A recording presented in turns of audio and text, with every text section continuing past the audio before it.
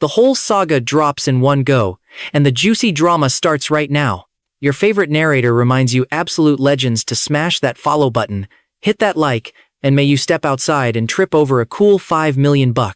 My billionaire CEO wife, Seraphina Vance, never in her wildest dreams imagined that when she was hospitalized for days after a brutal car crash, not only would I completely ghost her hospital room, but I'd actually mail her a freshly printed divorce certificate. This was all because, in my past life, Seraphina fell head over heels for a young college kid named Julian Thorne, and even had the absolute audacity to bring him into our home. While I poured out my blood, sweat, and tears trying to save our doomed marriage, the only thing I got in return was her freezing coldness and pure, unfiltered impatience. In the bitter end, just to force my hand into signing those divorce papers, she didn't hesitate for a single second to ruin my family and completely destroy my life. So, after being miraculously reborn, I decisively granted her deepest wish, speed-ran the divorce agreement like a pro, and packed my bags to leave that toxic house for good. However, when her little lover smilingly handed her the finalized divorce certificate I had processed, she didn't show a single ounce of the joy she should have felt for getting exactly what she wanted. Instead, she ditched her boy toy on the spot and started frantically searching everywhere for my whereabouts. You see, after being reborn, the very first thing I did was smack that divorce agreement right down in front of my wife, Seraphina Vance. She was currently glued to her phone, eagerly replying to a message. Who knows what the other person said, but her light-colored eyes were rippling with a soft smile, and even the corners of her lips were slightly turned up. It was the absolute textbook look of someone deeply lost in the honeymoon phase of love, but that fleeting little bit of joy on her face vanished entirely the exact second she saw me. Let's get a devo. I barely even opened my mouth before Seraphina indifferently snatched the pen right out of my hand. The pen moved like a swimming dragon across the paper. After scribbling her signature with zero hesitation, she stood up coldly and said, "Whatever it is you want to buy, just go swipe the card." My heart felt like it took a solid, heavy punch, radiating a deep and dull ache. Seraphina probably thought I just had my eye on another expensive piece of real estate. Perhaps because of her absolute zero level of care for me, she couldn't even be bothered to glance at the contract and just directly signed her name away. Seraphina and I had been married for 5 years. Although it started as a strict business marriage, I had hopelessly and foolishly loved her for a full 10 years. She, who used to strictly wear minimalist business suits, suddenly had a wardrobe absolutely bursting with colorful new styles. She, who never wore any jewelry, somehow mysteriously acquired a plain silver ring on her ring finger. Even her phone case had been swapped out for a pastel pink couples edition.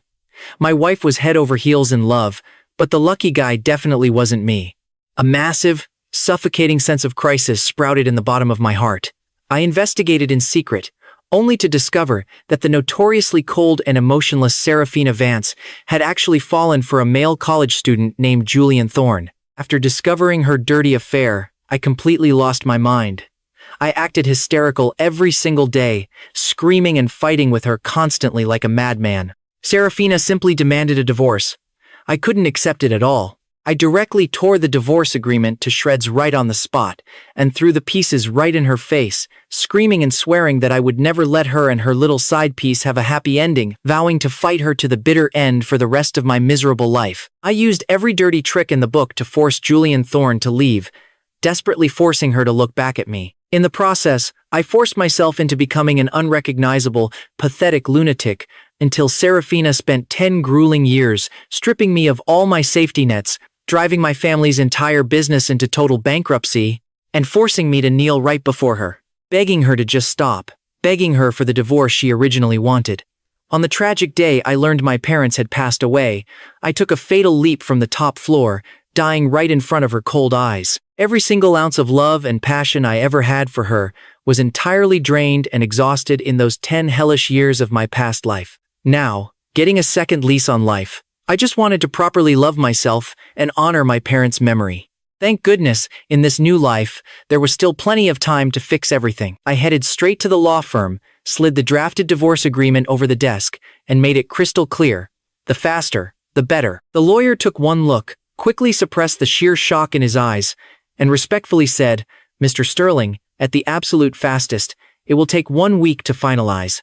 I just smiled and nodded. Sounds perfectly fine to me.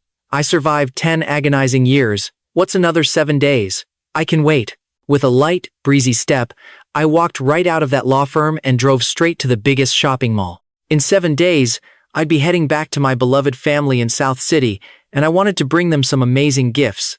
I walked into the bustling mall and was immediately drawn to a popular cake shop with a line stretching out like a massive dragon. I had always had a huge sweet tooth. My feet pivoted, and I headed straight to the back of the line. However, the exact moment I stood still, I saw Seraphina, who supposedly never ever ate sweets, walking out of the cake shop, shoulder to shoulder with Julian Thorne. The young pup had absolutely boundless energy, dragging Seraphina around to eat and shop like a teenager. The ruthless billionaire CEO, with a net worth in the hundreds of billions, was good-naturedly holding a cute little cake, cooperatively striking goofy poses for his photos. Even though her bottomless indulgence and pampering of Julian Thorne was something I had agonizingly watched for 10 years, seeing it again in person, my heart still couldn't help but feel a sharp, sour sting. Cake? I always loved eating it too. But Seraphina used to call it cheap garbage food and scoffed at it with utter disdain. Photos? I loved taking them too. But Seraphina only found it incredibly boring, dismissing me entirely. Turns out, it wasn't that those things were actually bad. It was just the wrong person asking for them. She wasn't incapable of loving someone. She just didn't love me. It wasn't until the exact moment Julian hit the camera shutter that she caught a glimpse of me standing not too far away out of the corner of her eye. Her expression instantly morphed into panic. She subconsciously pulled Julian safely behind her, glared up at me, and fiercely demanded, "Are you seriously stalking me?" My originally amused expression went dead ice cold. I casually crossed my arms over my chest, looked at her with a mocking half-smile, and shot back, "What exactly is our relationship? Why on earth would I waste time stalking you?" Seraphina was instantly left completely speechless. Julian Thorne supposedly met Seraphina while doing a humble work-study gig as a waiter at a ridiculously high-end club. Seraphina, afraid he would have too many reservations, hid her powerful identity as a female CEO and very conveniently hid the fact that she was already married. But little did she know, the very first time Julian saw her, he had already dug up her rich background and identity with crystal clarity. The pure and innocent college boy in her eyes was nothing but a scheming, manipulative pretty boy, perfectly aware he was happily playing the role of the other man. Standing right next to Seraphina, Julian secretly sized me up from head to toe. I was the literal textbook definition of a tall, rich, and handsome guy in everyone's eyes. I stood tall, had standout striking looks, and wore a casually thrown together, yet expensive leisure outfit. My vibe wasn't desperately fighting for attention, but my face alone made it impossible to look away, making Julian look a bit like a dusty potato in stark comparison. Julian spent all his time around average teenagers. He had never seen someone as effortlessly dazzling as me. A massive wave of sheer insecurity hit him hard. As if declaring his absolute sovereignty, he pressed much closer to Seraphina and asked in a low, intimate voice, "Seraphina, is this your friend?" Being held so closely by him, Seraphina looked at me somewhat awkwardly. Just as she thought I was about to charge over, cause a massive scene, and act like a jealous lunatic, I just mockingly curled my lips and said, "We're not close at all." After dropping that cold line, I walked straight past Seraphina, turned around, and left without looking back. Watching my utterly unbothered, breezy departure, a subtle, highly unexplainable sense of displeasure bloomed deep in Seraphina's heart. Watching her lingering expression, Julian felt a thick, suffocating sense of crisis. He knew Seraphina had a husband, but he had no idea her husband was actually this insanely top tier. He clearly noticed something was off with Seraphina's mood and cautiously tested the waters. "Seraphina, that friend of yours is actually pretty handsome." Seraphina recalled how I was once easily crowned South City's #1 eligible bachelor and gave a rare nod of agreement. "His looks are indeed quite exceptional." Julian completely froze. A flash of intense, jealous hatred practically sprinted across his eyes. If this were any other normal day, Seraphina would immediately comfort him by sweet-talking and saying that in her heart, he was the most handsome guy alive. But right now, Julian just stared venomously at my retreating back, his eyes full of pure resentment and jealousy, silently clenching his fists in anger. I had only walked a few steps away when my phone suddenly pinged. I opened it. Seraphina, breaking all historical records, had actually proactively sent me a message. "Julian doesn't know anything about our relationship. He's timid. If you have a serious issue, come at me. Don't go causing any trouble for him. I gripped my phone so tightly, my knuckles turned white, channeled all my leftover grief and anger into pure retail therapy, bought an absolute mountain of gifts, and drove straight home. After video calling my dear parents, I leaned back heavily on the sofa and groggily fell asleep. However, all night long, I was hopelessly trapped in terrifying nightmares. The dreams were completely filled with every single agonizing detail of my tragic past life.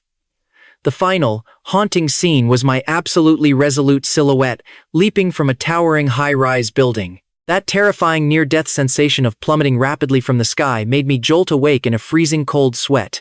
Opening my heavy eyes, I realized someone was gently holding my hand. Seraphina had returned at some point and was currently sitting right beside me, looking down at me with deeply complex eyes. "What were you dreaming about? You were begging me to let you go in your sleep," she asked, her voice cutting through the silence. I yanked my hand away from hers and replied flatly, "Nothing." As my eyes adjusted to the familiar layout of our living room, I slowly clawed my way out of the agonizing despair of that nightmare. It hit me like a ton of bricks. I had actually been reborn. There was no way in hell I was going to cling to Seraphina like a desperate, pathetic dog in this life. Mom and Dad were still alive. I still had a chance to start over. Out of nowhere, Seraphina's eyes locked onto the desk calendar I had carelessly tossed onto the coffee table. I had taken a red marker and circled a date 6 days from now, the 18th. For some reason, it clearly rubbed her the wrong way. She stared at it for a second and asked, "What exactly is happening on this date?" I gave the calendar an icy glare and muttered, "A good day."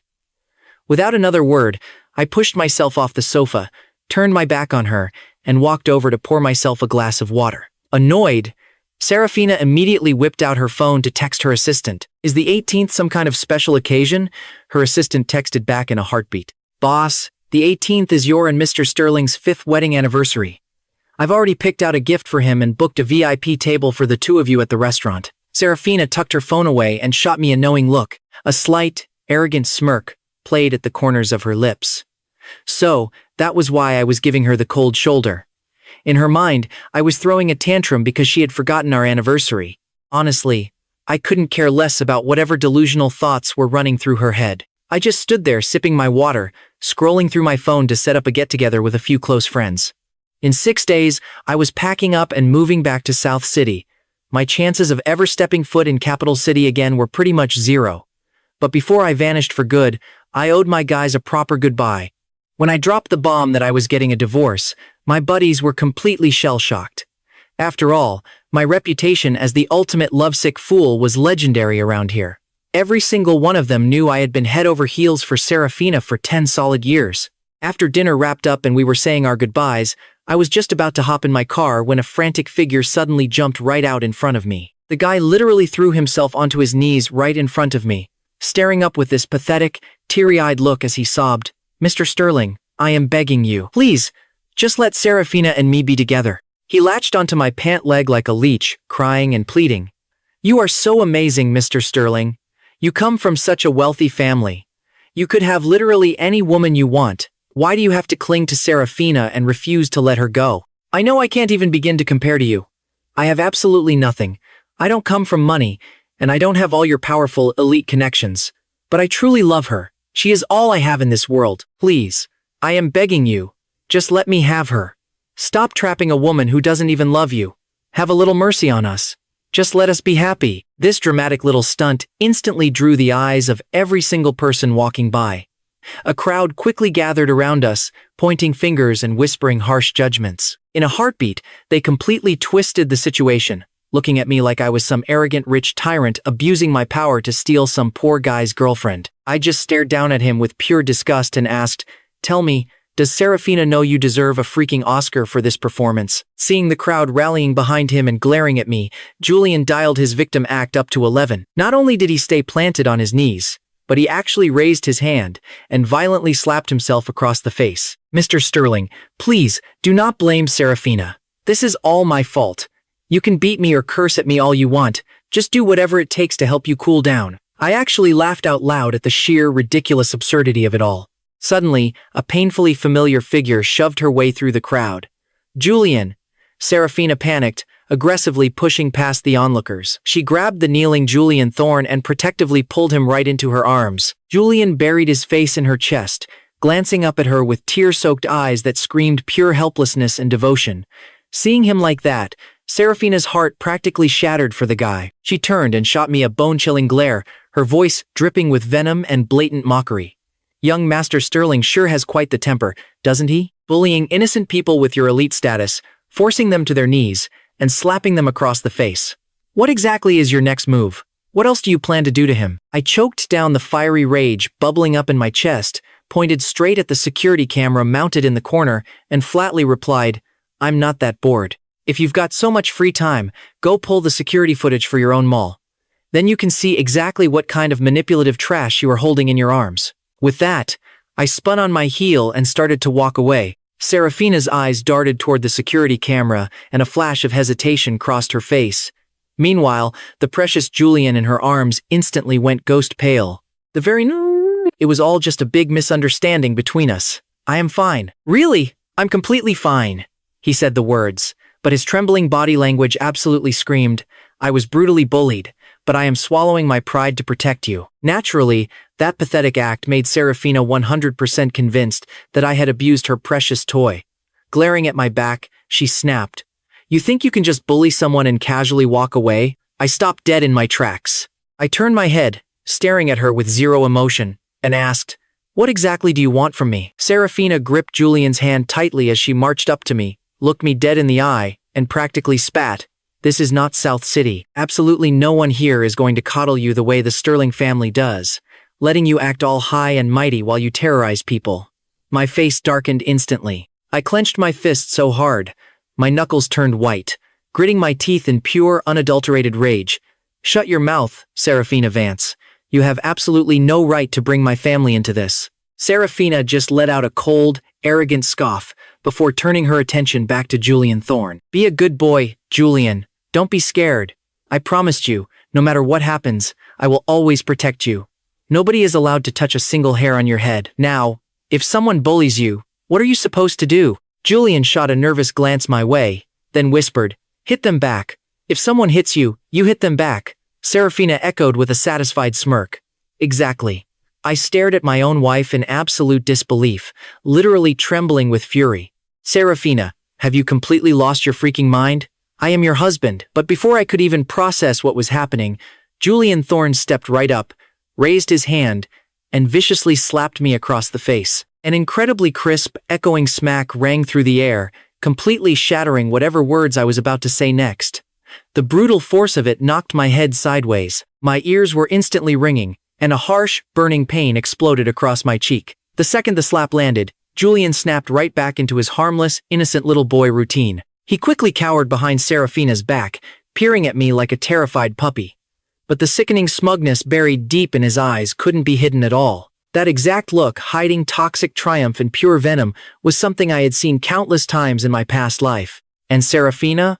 Exactly like in my past life. All it took was a few fake tears and a pitiful pout, and she would blindly, fiercely take his side against me. An intense, suffocating wave of hatred and resentment suddenly erupted from deep inside my soul. Glaring daggers at Seraphina and Julian, I literally wanted to lunge forward and tear the both of them to absolute shreds. Meeting my murderous gaze, Seraphina flinched for a split second, but she stubbornly pushed on. Thaddeus Sterling, you were the one who crossed the line first. You have zero right to be angry right now. You hit him, so obviously he gets to hit you back. You forced him to kneel in public, so now you get to taste exactly what it feels like to kneel on the ground, while everyone points and laughs at you. With that cold declaration, she waved her hand, signaling her massive bodyguards. The suited men looked at me awkwardly. Sir, please forgive us. The very next second, two massive guys clamped down on my shoulders, trying to pin me. I kept my spine ramrod straight, absolutely refusing to budge a single inch. Seeing my resistance, one bodyguard raised his heavy boot and viciously kicked the back of my knees. My legs instantly buckled, and I crashed hard onto the unforgiving floor tiles. My kneecaps felt like they were literally splitting open from the brutal impact, but that physical agony was nothing compared to the gut-wrenching humiliation of the pointing, whispering crowd. Seraphina looked down her nose at me like I was dirt. Consider today a much-needed lesson. Reflect on your disgusting actions. From this moment on, you are absolutely forbidden from bullying Julian." With her grand speech finished, she grabbed Julian's hand, turned on her heel, and got ready to walk away. "Seraphina," I called out, my voice dangerously calm. She stopped in her tracks and snapped impatiently, "What else could you possibly want?" Gritting my teeth against the searing pain, I pushed myself up off the ground and slowly limped over to where she and Julian were standing. Julian was clinging to her arm for dear life, but his eyes were absolutely dancing with malicious glee. Sporting a swollen, burning red cheek, I suddenly cracked a massive smile and slowly whispered, "I just wanted to let you know what it looks like when I'm the one actually throwing hands." Before the words even fully left my mouth, I violently swung my arm, channeled 100% of my raw strength, and blasted Julian Thorne with a devastating, full-force backhand. The impact literally sent him flying through the air before he crashed into the concrete, screaming bloody murder. I just let out a dark, icy laugh. Now that is what my actual strength feels like. Seraphina's arrogant face completely shattered in terror. She desperately lunged forward, scrambling to scoop the weeping mess into her arms. Julian instantly started howling like a dying animal. He felt something wet trickling down his neck.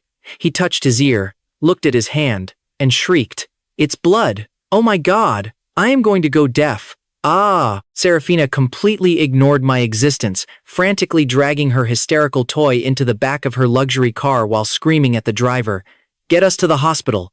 Right freaking now, I stood there calmly, watching their car speed off into the distance. Then, I pulled out my phone and dialed the mall manager. "Pull the security footage from the plaza and send it to my phone immediately," I ordered coldly. Since this mall was owned by the Vance Group, the manager obviously knew who I was and rushed to agree. A couple of minutes later, the HD video was sitting in my inbox. I silently limped my way back to our massive, empty house.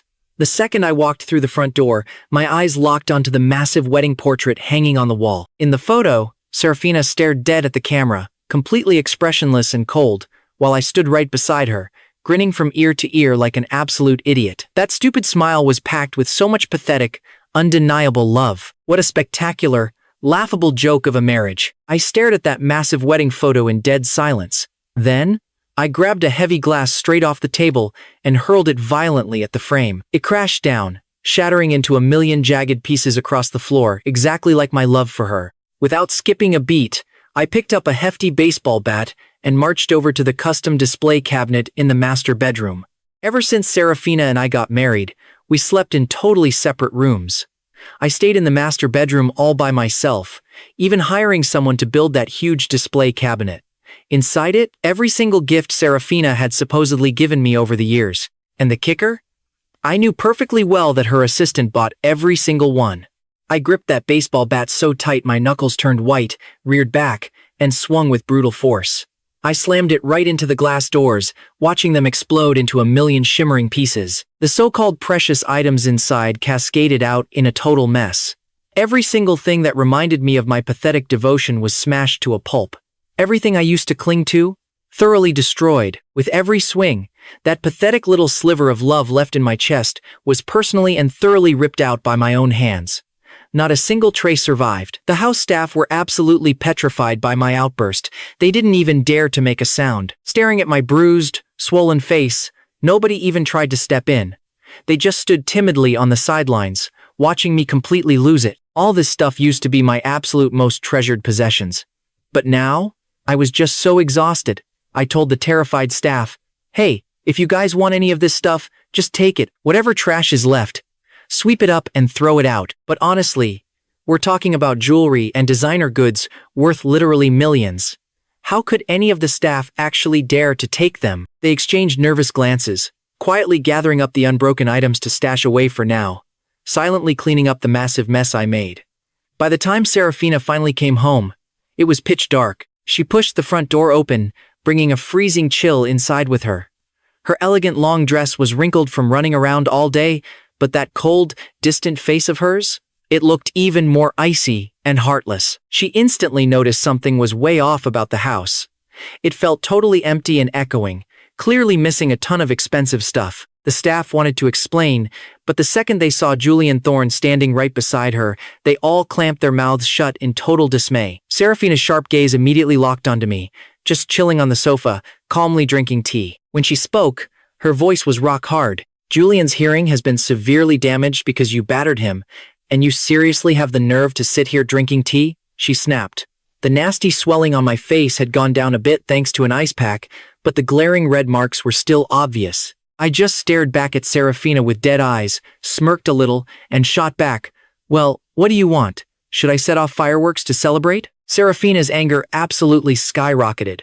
Stubborn to the core, she completely bypassed me and barked orders at her security. Throw Mr. Sterling into the holding room right now. Let him rot in there for a good long time until he cools off. My eyes instantly stung, flashing red. I glared right back at her, totally defiant. Seraphina, I am your actual husband, not your employee. You have absolutely zero right to treat me like this. Her attitude just grew even more domineering, her tone absolutely chilling. I am your wife, she hissed. I have every right to set things straight the second you make a mistake. Right as those harsh words dropped, 2 massive bodyguards boxed me in. Sir, please don't make this difficult for us, one muttered. The inside of my nose burned. My eyes welled up hot and red, but I stubbornly refused to let a single tear fall. I forced my spine perfectly straight and marched toward that dark confinement room. The only problem was my knees were heavily bruised from when she forced me to kneel earlier, so I was visibly limping. Seraphina's icy gaze swept down, catching sight of my battered, purple knees. For a split second, her expression actually shifted, a tiny flicker of genuine pity welling up, but right then, her designer sleeve was gently tugged by Julian. He pulled on her sleeve ever so lightly, putting on his best, pathetic, tiny voice. Seraphina, he whimpered, maybe I should just head back to my college dorm. Mr. Sterling clearly despises me. Me staying here is just causing way too much drama for you. Just like that tiny speck of human emotion in Seraphina's heart vanished. She softly patted Julian's head and cooed, didn't you say your dorm mates were bullying you? How could I ever rest easy sending you back there? Just stay right here. Once your injuries are fully healed, I'll personally rent you a nice apartment close to your campus. Julian obediently nodded like a puppy, but as his eyes swept across the insanely expensive decorations in the villa, raw, unfiltered greed bubbled up in his gaze. He had finally managed to weasel his way into this luxurious mansion. Why on earth would he ever willingly downgrade to some rundown rental near a college campus now? I heard every single word of their pathetic exchange crystal clear. A super mocking, bitter smirk hooked onto my lips. The security guards watched me step straight into that holding room, then heavily locked the door from the outside. To make matters worse, the light bulb in there had busted, and nobody had bothered to replace it. The space was crammed with randomly discarded old furniture, looking like a total junkyard. I found a dusty corner, slumped down to the floor, and curled up tight, hugging my own arms. The throbbing pain in my battered knees and swollen cheek kept screaming at me. A brutal reminder of the humiliation I just endured. Swallowed by the pitch-black darkness, the tears I had been desperately holding back finally broke free. My face stayed completely blank as I slowly raised a hand to wipe the wetness away. I told myself, Thaddeus Sterling, no crying. Seriously, who even cares what brand of manipulative pretty boy she wants to entangle herself with now? You just need to hold on for exactly 5 more days, and then you are officially free. You will be far, far away from her forever. You just happen to love the completely wrong person. That is not your fault.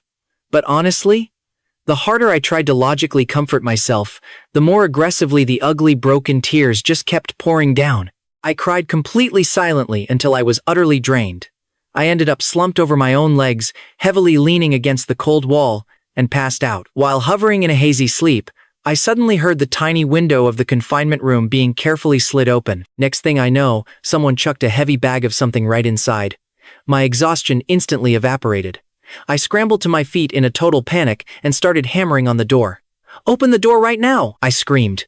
The room was incredibly tiny and enclosed. Literally a second after I yelled out, I felt something cold and scaly slithering rapidly across the floor, right toward me. Pure, unfiltered panic crashed over me, all the blood draining from my face. "Seraphina!" I shrieked. "Quick, open the damn door! Open it right now! Something got in here. Seraphina, please!" My terrified screams violently echoed through the entire mansion. Upstairs, Seraphina was actually jolted awake, hearing my desperate, throat-tearing cries for help. She rushed out. She frantically ordered the closest guard to hand over the master key. but right as she sprinted to the door, gripping that key tight, her arm was suddenly yanked backward by Julian. "Seraphina, hold on, this is your high-security house," he whispered smoothly. "How could any wild animal possibly get inside?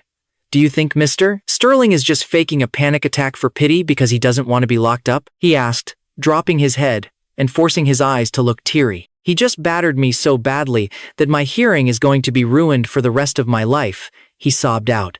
"Are you really so soft-hearted that you can't even stand to lock him in a room for a few hours?" Staring down at those fake, manipulative crocodile tears rolling down his face, Seraphina's hand completely froze on the door handle. Separated by just a few inches of wood, I heard their entire sickening conversation crystal clear. But right at that terrifying moment, I had zero time to process the anger. Multiple cold, thick, scaly bodies were violently coiling right up my legs, sinking their fangs in and taking several vicious bites out of my flesh. Completely paralyzed by terror and blinding agony, I hammered desperately against the solid door, sobbing and begging. "Seraphina, I swear I'm not lying. It's snakes. Snakes got in here. Please hurry up and unlock it. Save me. Just open the door. Save me." One after another, those terrifying reptiles kept aggressively wrapping around my legs, sinking their sharp fangs deep into my bare skin. My entire body was violently trembling in pure terror. I was desperately fighting through the panic, furiously trying to shake the horrible things off, feeling my mind completely fracture. And yet, no matter how loudly I screamed until my throat bled, that heavy door remained totally locked tight. My breaking heart, piece by agonizing piece, plunged into absolute despair. I honestly never expected that even before the tragic timeline of my past life had fully played out, Seraphina could already be this ridiculously cold and utterly ruthless to me. Realizing she wasn't coming, I just stopped begging. Instead, fighting through the blinding pain and crushing despair, my hand blindly scrambled around the dark floor until my fingers wrapped around a broken-off table leg, gripping it like my life depended on it. I started wildly swinging at the swarm of snakes. After frantically bludgeoning about 3 or 4 of those scaly nightmares straight into the concrete, the surviving ones finally hissed and retreated to the far corners, completely too terrified to attack again. My entire body was locked tight, trembling violently. I pressed myself deep into the corner, my bloody hands gripping that wooden table leg in an absolute death grip. It wasn't until the room fell completely, chillingly silent, that a terrified housemaid outside finally broke the tension, nervously stammering to Seraphina, "Madam, you really need to open that door and take a look. Mr. Sterling seriously never lies about this kind of stuff. If something really just happened to him in there." The maid trailed off. Seraphina's cold expression finally cracked. Only then did she frantically shove the master key in and throw the heavy door wide open. The absolute split second that door swung out, several surviving snakes instantly darted right out into the hallway. An immediate, chaotic chorus of horrified screams exploded across the entire villa. Julian Thorne's fake little act totally vanished. He turned ghastly pale, letting out a high-pitched shriek and violently jumping back to hide behind Seraphina. Finally realizing the horrific reality of what happened, all the color drained right out of Seraphina's face. She stared into the dark room in sheer horror. The bright, warm light from the hallway spilled over me. Emerging from the flickering shadows, I was tightly clutching a completely red-stained table leg, dragging my battered body out of that nightmare room one heavy step at a time. My hair was an absolute, sweaty mess. Both of my legs were covered in brutal, swelling snake-bite punctures. My face was as pale as a literal ghost, but the dead look I gave her in that moment, it was dripping with pure, unadulterated venom and hatred. Seraphina looked like her actual heart had just been viciously crushed in a vice. She violently shoved Julian out of her way, her voice totally trembling as she stepped forward. "Thaddeus, I had no idea there were. Thaddeus." Before she could even finish her pathetic excuse, my entire vision crashed to black. I dangerously swayed on my feet and collapsed straight forward. The exact split second, I fell into Seraphina's reaching arms. My nose caught the sickening stench of that cheap, trashy cologne Julian had rubbed all over her clothes when he was clinging to her earlier. My dry lips weakly parted.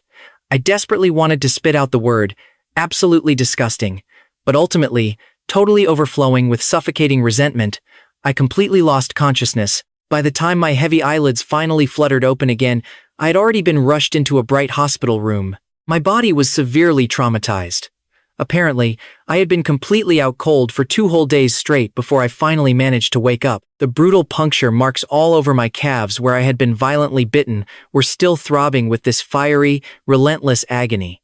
And honestly, it wasn't even just my legs. My raw hands, completely torn up from desperately hammering on that solid door and gripping that splintered table leg way too hard, were totally scraped raw and still actively bleeding under the bandages. My arms were nothing but a swollen, angry red mess. Seeing me finally open my eyes, Seraphina grabbed my hand, her voice going all soft. "Thaddeus, you're finally awake. Don't worry, the doctor already checked you out. Even though you got bitten, thank God those snakes weren't venomous. You're going to make it. Just a few days of rest, and you'll be as good as new." It really looked like she had been staying by my side this entire time. Her eyes were completely bloodshot. Standing right off to the side, Julian Thorne's eyes were rimmed with red, too, like he had been bawling his eyes out for hours. Even his eyelids were puffy. I just gave Seraphina this long, heavy look.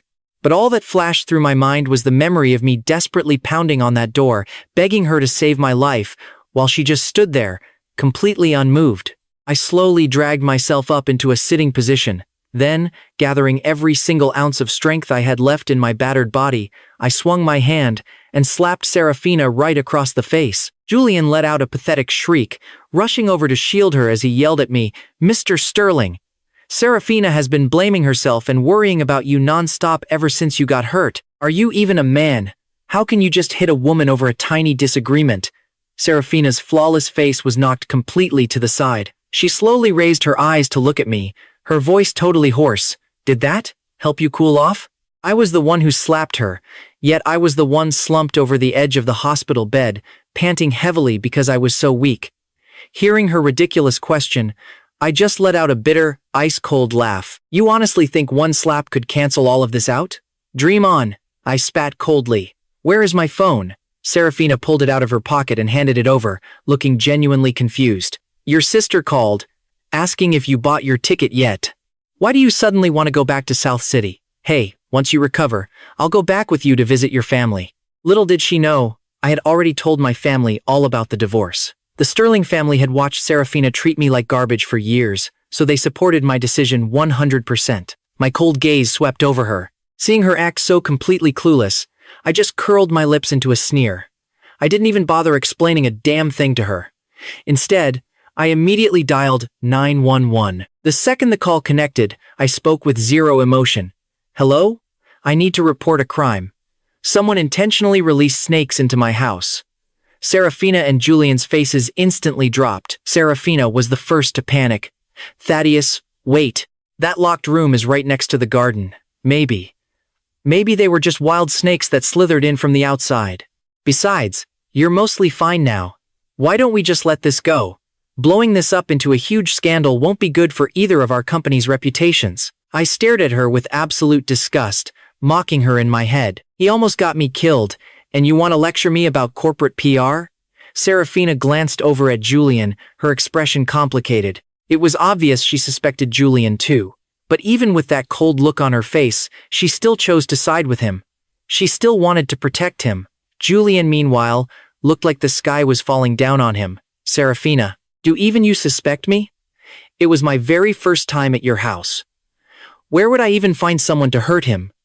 How could I possibly plan a venomous snake attack?" Without even waiting for her to answer, the guy dropped straight to his knees right next to my bed with a loud thud. Tears were streaming down his face as he desperately begged for mercy. "Mr. Sterling, I'm begging you, please, can you just let me off the hook? I know I was wrong. I have absolutely nothing. I could never compare to your rich, powerful background. It's all my fault for daring to fall for Seraphina, for being delusional enough to think I could compete with you. I can't match your vicious tricks. First, you beat me half deaf, and now you want to frame me and send me to jail? I'm terrified of you. I swear, from now on, I will stay far, far away from Seraphina. I'll never show my face to you again. Please, just let me go.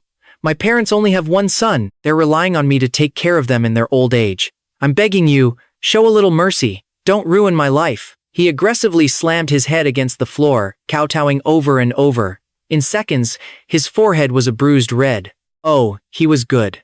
In just a few short sentences, he completely twisted the narrative, making it sound like I was using some insane self-harm plot just to frame him. Seriously, if I didn't know for an absolute fact that I was the victim here, watching this Oscar-worthy performance might have made me doubt myself. And just like that, the tiny sliver of suspicion in Seraphina's eyes vanished into thin air. She immediately bent down to help him up, looking completely heartbroken. "Julian, stop crying. I believe you. Why are you being so silly?" Julian dramatically shook off her hand, sobbing uncontrollably. "Seraphina, I was wrong. I never should have fallen in love with you. Please, just ask Mr. Sterling to spare me. Don't ever come looking for me again. I'm leaving, and I'll never bother you two again." And with that, he literally turned and ran out of the room crying. "Julian, wait!" Without a single second of hesitation, Seraphina abandoned me on the sickbed and chased right after him. I watched her run away, a faint, mocking smile creeping onto my face. I forced myself out of bed, pushed through the agonizing pain, checked myself out of the hospital, and headed straight home. The moment I walked in, a servant stepped up and handed me an envelope. "Sir, this just arrived. They said it's a highly important document." I took it, ripped it open, and smiled. Sure enough, it was my official divorce certificate. A massive weight lifted off my chest. Perfect timing.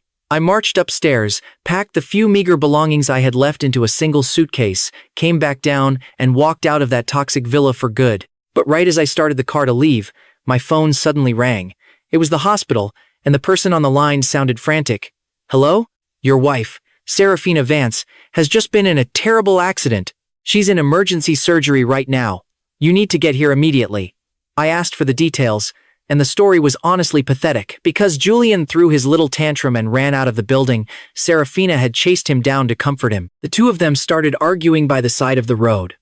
Playing the victim, Julian blindly charged into traffic and almost got flattened by a car. Seraphina, playing the tragic hero, tried to protect him and got sent flying by the vehicle instead. By the time I arrived at the hospital, she had already been rushed into the operating room. Julian Thorne was hovering by the doors, sobbing uncontrollably and muttering the same thing over and over. I didn't know this would happen. I really didn't mean to. The coward was absolutely terrified, totally refusing to sign any of the required medical paperwork. The doctor rushed over and shoved a clipboard at me. "You're the patient's family, right? Please, we need you to sign this surgery consent form right now." I stayed completely silent for a few seconds. Then I took the pen, signed my name, and casually pulled the brand new divorce certificate out of my bag. Julian stared at me in total shock, before his eyes lit up with greedy excitement. I slapped the divorce certificate right into his chest and looked him dead in the eye. "She and I are officially divorced. This is the absolute last time I will ever sign anything for her as family. Make sure you hand this to her the second she wakes up." Julian snatched the paper, practically ripping it open in his eagerness. He was so thrilled his hands were visibly shaking. "Mr. Sterling, don't you worry. From now on, Seraphina has me. I'm going to take amazing care of her." I just let out a light scoff, turned on my heel, and walked away without so much as a backward glance. "Seraphina, in this life, I am finally washing my hands of you. From here on out, our paths will never cross again. We have absolutely nothing to do with each other anymore." Back outside the operating room, Julian gleefully opened Seraphina's divorce certificate. He stared at it over and over, completely failing to hide the greedy, twisted joy in his eyes. He never in a million years expected Thaddeus Sterling to just give up the throne so easily. Without Thaddeus standing in his way, the title of Seraphina's rich husband was basically right in his pocket, wasn't it? But just as he was silently celebrating his victory, a flurry of hurried, heavy footsteps echoed down the hall. A fierce, elegant older woman, completely surrounded by a massive entourage, marched right up to the operating room doors. Standing right next to her was the hospital director, sweating as he spoke with extreme politeness. "Madam Vance, our young CEO Vance is in surgery as we speak. Please, rest assured, the surgeons operating on her are the absolute best doctors this hospital has to offer. We guarantee she is in perfectly safe hands." Madam Vance just gave a curt, intimidating nod. "Thank you for your trouble." Hearing the director's groveling and feeling the terrifying aura radiating off this woman, Julian instantly knew exactly who she was. Seraphina's parents had a business marriage, and even after tying the knot, Madame Vance still ruthlessly managed her maiden family's massive empire. She held absolute, unquestionable power within the Vance family. Julian hastily shoved the divorce papers back into his bag, trotted over to greet her, and smiled with sickening flattery. "Auntie Vance, hello, but before the idiot could even finish his sentence, Madame Vance coldly raised her hand and delivered a brutal, stinging slap right across his face. The entire hallway instantly froze. Not a single person dared to even breathe. Julian clutched his stinging cheek, staring at the terrifying woman in absolute disbelief. Madame Vance just glared down at him like he was a pile of literal trash. "So, you're the unpresentable piece of garbage that caused my daughter's car crash." Knowing he was completely caught, Julian whimpered, I'm so sorry. Seraphina really was just trying to protect me." But Madame Vance couldn't even be bothered to look at him for another second. She coldly ordered her bodyguards, "Throw him out. This kind of cheap trash actually dares to get near my daughter? And where is Thaddeus? Did anyone call him to get down here?" The massive bodyguards immediately stepped forward, grabbing Julian by the arms to toss him out into the street. Julian completely panicked and blurted out, "Madame Vance, wait. Even if you hate me, you can't change the fact that I'm the one Seraphina truly loves. Besides, Thaddeus and Seraphina are already divorced." Madame Vance's icy expression instantly shifted. She narrowed her eyes and snapped, "What did you just say?" Desperate to prove his worth, Julian shook off the guards, ripped the divorce certificate out of his bag, and offered it right up to her like a prize. "Look, I swear I'm not lying. Thaddeus was just here at the hospital a second ago. He didn't even care if Seraphina lived or died. He just tossed this divorce certificate and walked out." Madame Vance gripped the crumpled paper and shoved it toward her assistant. "Check if this is real," she ordered. Her tone was dead flat, but the words felt like a backhand across Julian's pathetic face. A flash of humiliation crossed his eyes, but he bit his trembling lip. "Madame Vance, it's real. Thaddeus handed it to me himself. I have zero reason to lie. Seraphina got into that wreck because of me. The very first person she'll want to see when she wakes up is definitely me. Please, don't chase me away. Let me stay here and take care of her." The assistant quickly verified the document and bowed respectfully. "Madam, it's absolutely real." Madame Vance's face instantly drained of color. When her gaze snapped back to Julian, the freezing contempt in her eyes was absolute zero. Julian lowered his head, desperately playing the part of the weak, innocent victim. But the sickening smugness buried deep in his eyes was instantly seen through by the matriarch. Right at that heart-stopping moment, the operating room doors swung open. The lead surgeon walked out, bowing slightly. "Rest assured, madam, the patient is officially out of critical condition." Madame Vance quietly let out a shaky breath of relief, while Julian's wildly pounding heart finally settled. A sly smirk crept onto his lips. "Oh, fantastic. Thank God she's okay." With Seraphina alive, his sugar mama meal ticket was completely secured. But Madame Vance suddenly hurled the divorce certificate right at his face. "Don't you dare think that just because Thaddeus dumped her, you can take his place." She spat like absolute ice. "Let me make this crystal clear for you. In this lifetime, don't you ever dream of crawling your way into the Vance family?" With that brutal rejection, she didn't even bother waiting to see Seraphina wheeled out of surgery. She turned on her heel and marched straight toward the exit. It wasn't until she stood out in the cold air at the entrance that she wearily rubbed her brow. "Have my second son return from abroad immediately." The assistant gasped in sheer shock. "Madam, you mean?" Madame Vance massaged her violently aching temples, letting out a bitter, exhausted laugh. "How can I possibly hand the entire Vance empire over to a fool who loses her mind over that kind of trash?" The moment Seraphina was rushed into emergency care, she had ordered a ruthless background check on the entire fiasco. Right before Thaddeus vanished, he had forwarded a damning package to her. It was security footage showing Seraphina forcing him to his knees, locking him in a dark confinement room, all of it. Seraphina, the girl she had mercilessly groomed as the Vance heir since childhood, had actually tortured her own devoted husband for a cheap, bottom-tier pretty boy. At this moment, Madame Vance felt nothing but profound, agonizing disappointment toward her own flesh and blood. The assistant didn't dare breathe another word. She simply bowed her head and scrambled to summon the second son back home. Meanwhile, back inside the sterile hospital halls, Julian watched the matriarch leave and foolishly assumed she had just backed down in defeat. Smug as ever, he practically skipped alongside Seraphina's stretcher, bustling around her VIP ward, eagerly playing the role of the devoted lover. Seraphina remained unconscious until the late afternoon of the following day. Through her groggy haze, she made out a blurry silhouette slumped over the edge of her bed. Every single time she had ever fallen sick, Thaddeus would be right there, stubbornly refusing to leave her side. A soft warmth filled her eyes. "Thaddeus?" she murmured weakly. The figure jerked awake. Julian lifted his head, his eyes instantly welling up with fake tears. I'm not the Thaddeus you're looking for." Seraphina's face instantly stiffened with disappointment, but she quickly forced a mask of calm. "Julian, thanks for watching over me." Julian knew damn well this wasn't the time to throw a jealous tantrum. Besides, Thaddeus was already permanently out of the picture. From this second on, this wealthy heiress belonged entirely to him. He practically lunged forward, wrapping his arms around her. "Seraphina, you're finally awake. I was so terrified I thought I was gonna die," he sobbed dramatically. "It's all my fault. I never should have argued with you. I swear I'll never act like a brat ever again. Thank God you survived, or I could literally never forgive myself." Seraphina stiffly patted his back, trying to comfort him. "Hey, as long as you're safe, that's all that matters."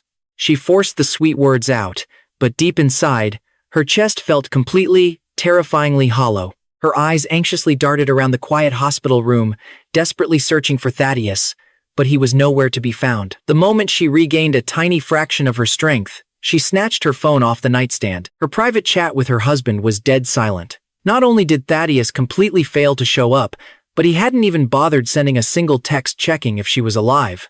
Her face instantly frosted over. Here she was, generously deciding not to punish him for faking that injury to frame Julian, and this was how he repaid her?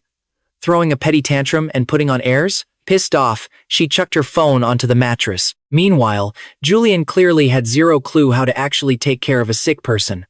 The second the doctor confirmed she was out of danger, the guy completely clocked out. He just lazily draped himself over the chairs, rambling on about garbage she couldn't care less about, or just sat by her bed blasting brain-rot videos on his phone. Annoyed beyond belief, Seraphina faked exhaustion, clamped her eyes shut, and pretended to be dead asleep. Bored out of his skull by the quiet room, Julian finally wandered downstairs to grab some air and gossip with his friends. The very second the door clicked shut behind him, Seraphina whipped her phone back out.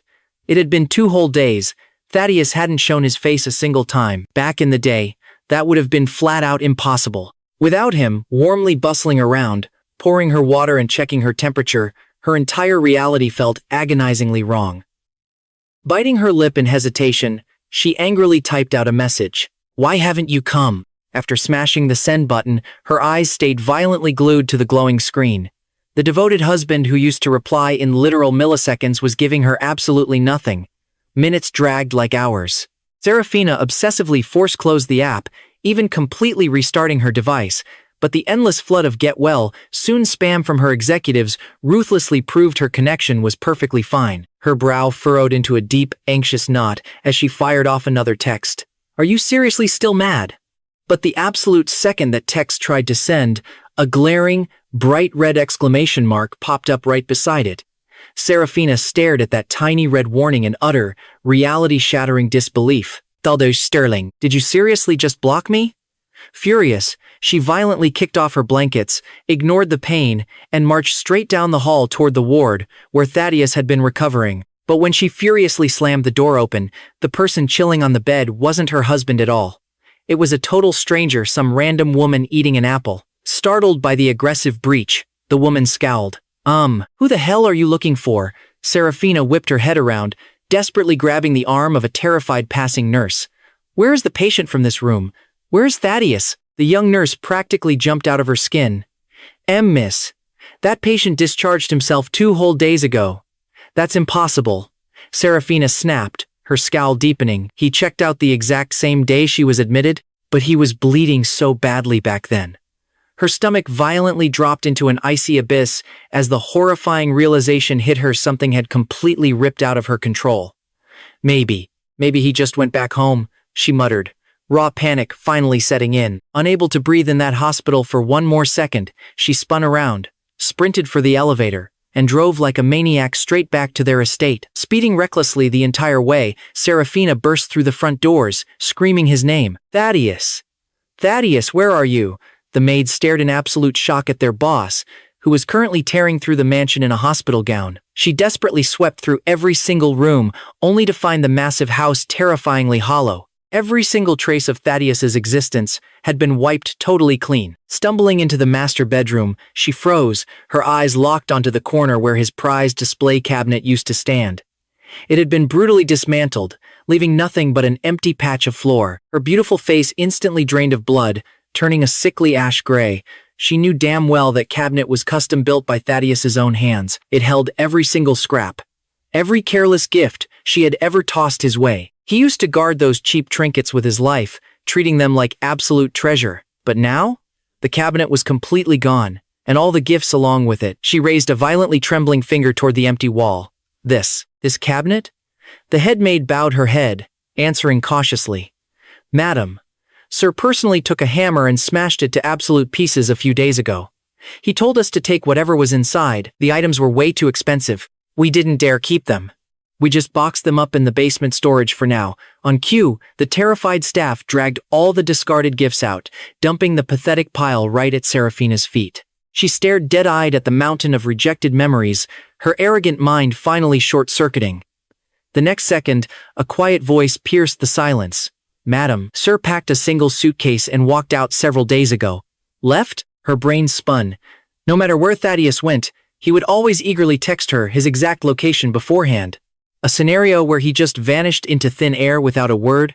That had literally never happened in their entire marriage. He had moved to Capital City all by himself just to be with her. Where the hell could he possibly go? A chilling, suffocating dread finally clawed up her throat. Shaking, she whipped out her phone and frantically dialed Thaddeus's sister, Calliope Sterling. The Vance and Sterling empires were deeply entangled in business, and she and Calliope had always played nice. But this time? The call rang exactly one time before aggressively disconnecting. Denied. She slammed redial. Call failed. She was permanently blocked.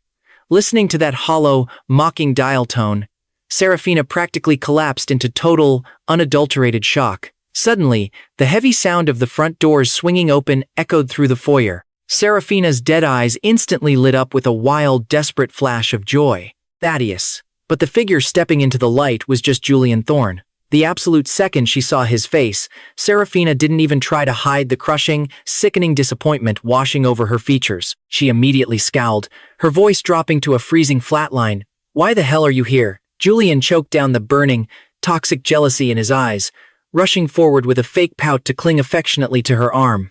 Seraphina, babe, why did you run off all by yourself without telling me? I went back to your room with coffee and you were just gone. I was worried sick. Seraphina was in absolute zero mood to babysit his fragile ego right now. She yanked her arm back, staring right through him. I'm fine. I'm not going back to that hospital. You need to leave and head home. Her mind raced. Thaddeus just suddenly discharged himself and completely vanished. And he was severely bleeding. I have to hunt him down first. Julian stared up at her cold expression, his lips curling into a vicious, triumphant sneer.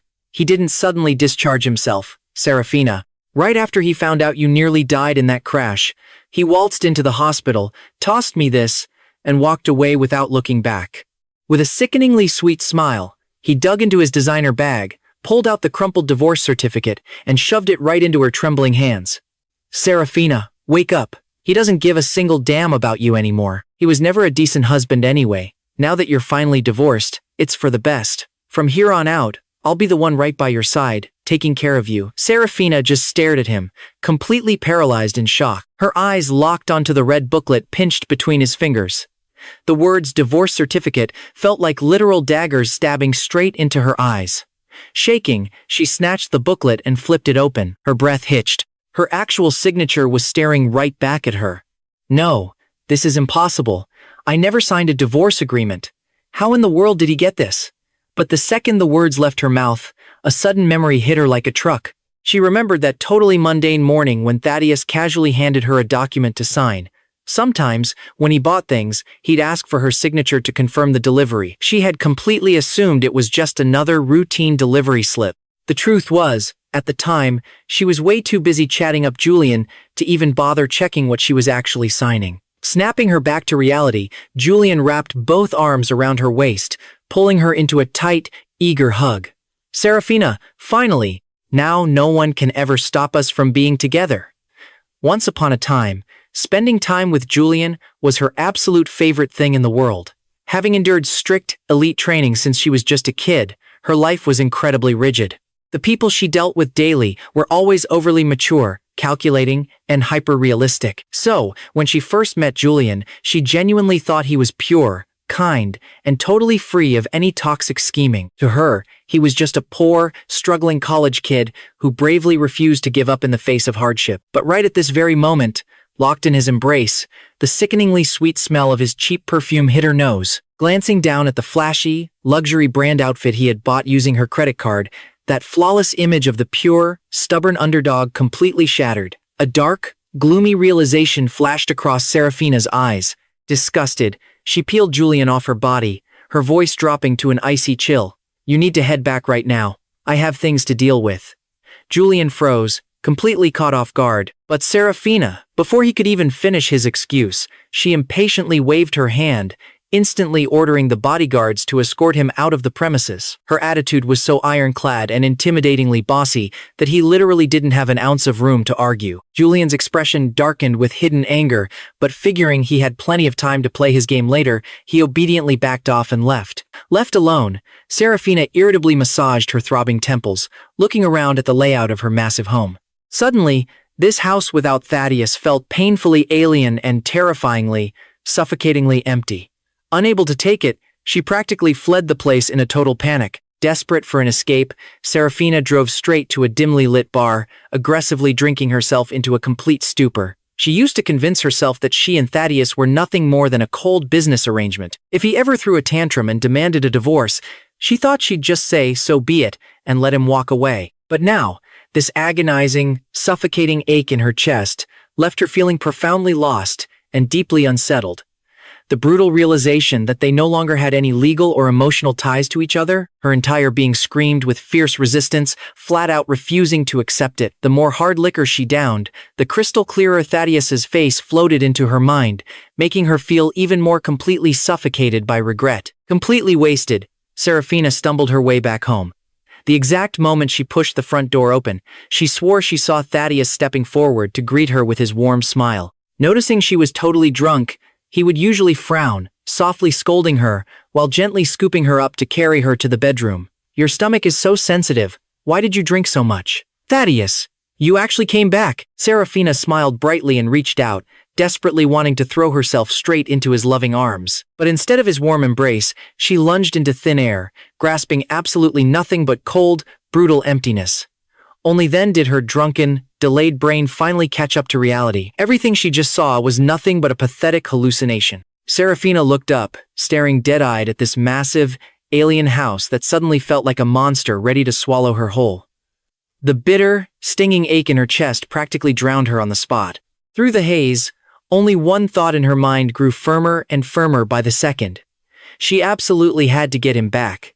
She was going to get her husband back, no matter what. Meanwhile, miles away, I finally stepped off the plane and instantly spotted my parents and sister anxiously waiting for me in the arrivals hall. The second they laid eyes on me, my parents' eyes instantly went red with tears, both crying out my name. "Thaddeus!" Instantly, the back of my nose burned with emotion. What violently flashed through my mind was the nightmare of my past life, the tragic, bloody scene of my parents being ruthlessly driven to their deaths by Seraphina. Thank God that in this life, I didn't completely lose my mind to love. My family was actually still here. Hot tears immediately surged in my eyes. I quickened my pace and rushed over, throwing myself tightly into my parents' warm arms. Pulling back, my sister Calliope frowned, eyeing my deathly pale complexion. "Why do you look so awful? Are you feeling sick?" Terrified of making my family worry, I quickly shook my head to brush it off. "It was just a really long flight, guys. I'll be totally fine after getting a good night's sleep at home." Calliope didn't press the issue any further, simply offering a soft smile and saying, "We're just so glad you're home." Our family happily headed back to our house together. And the best part?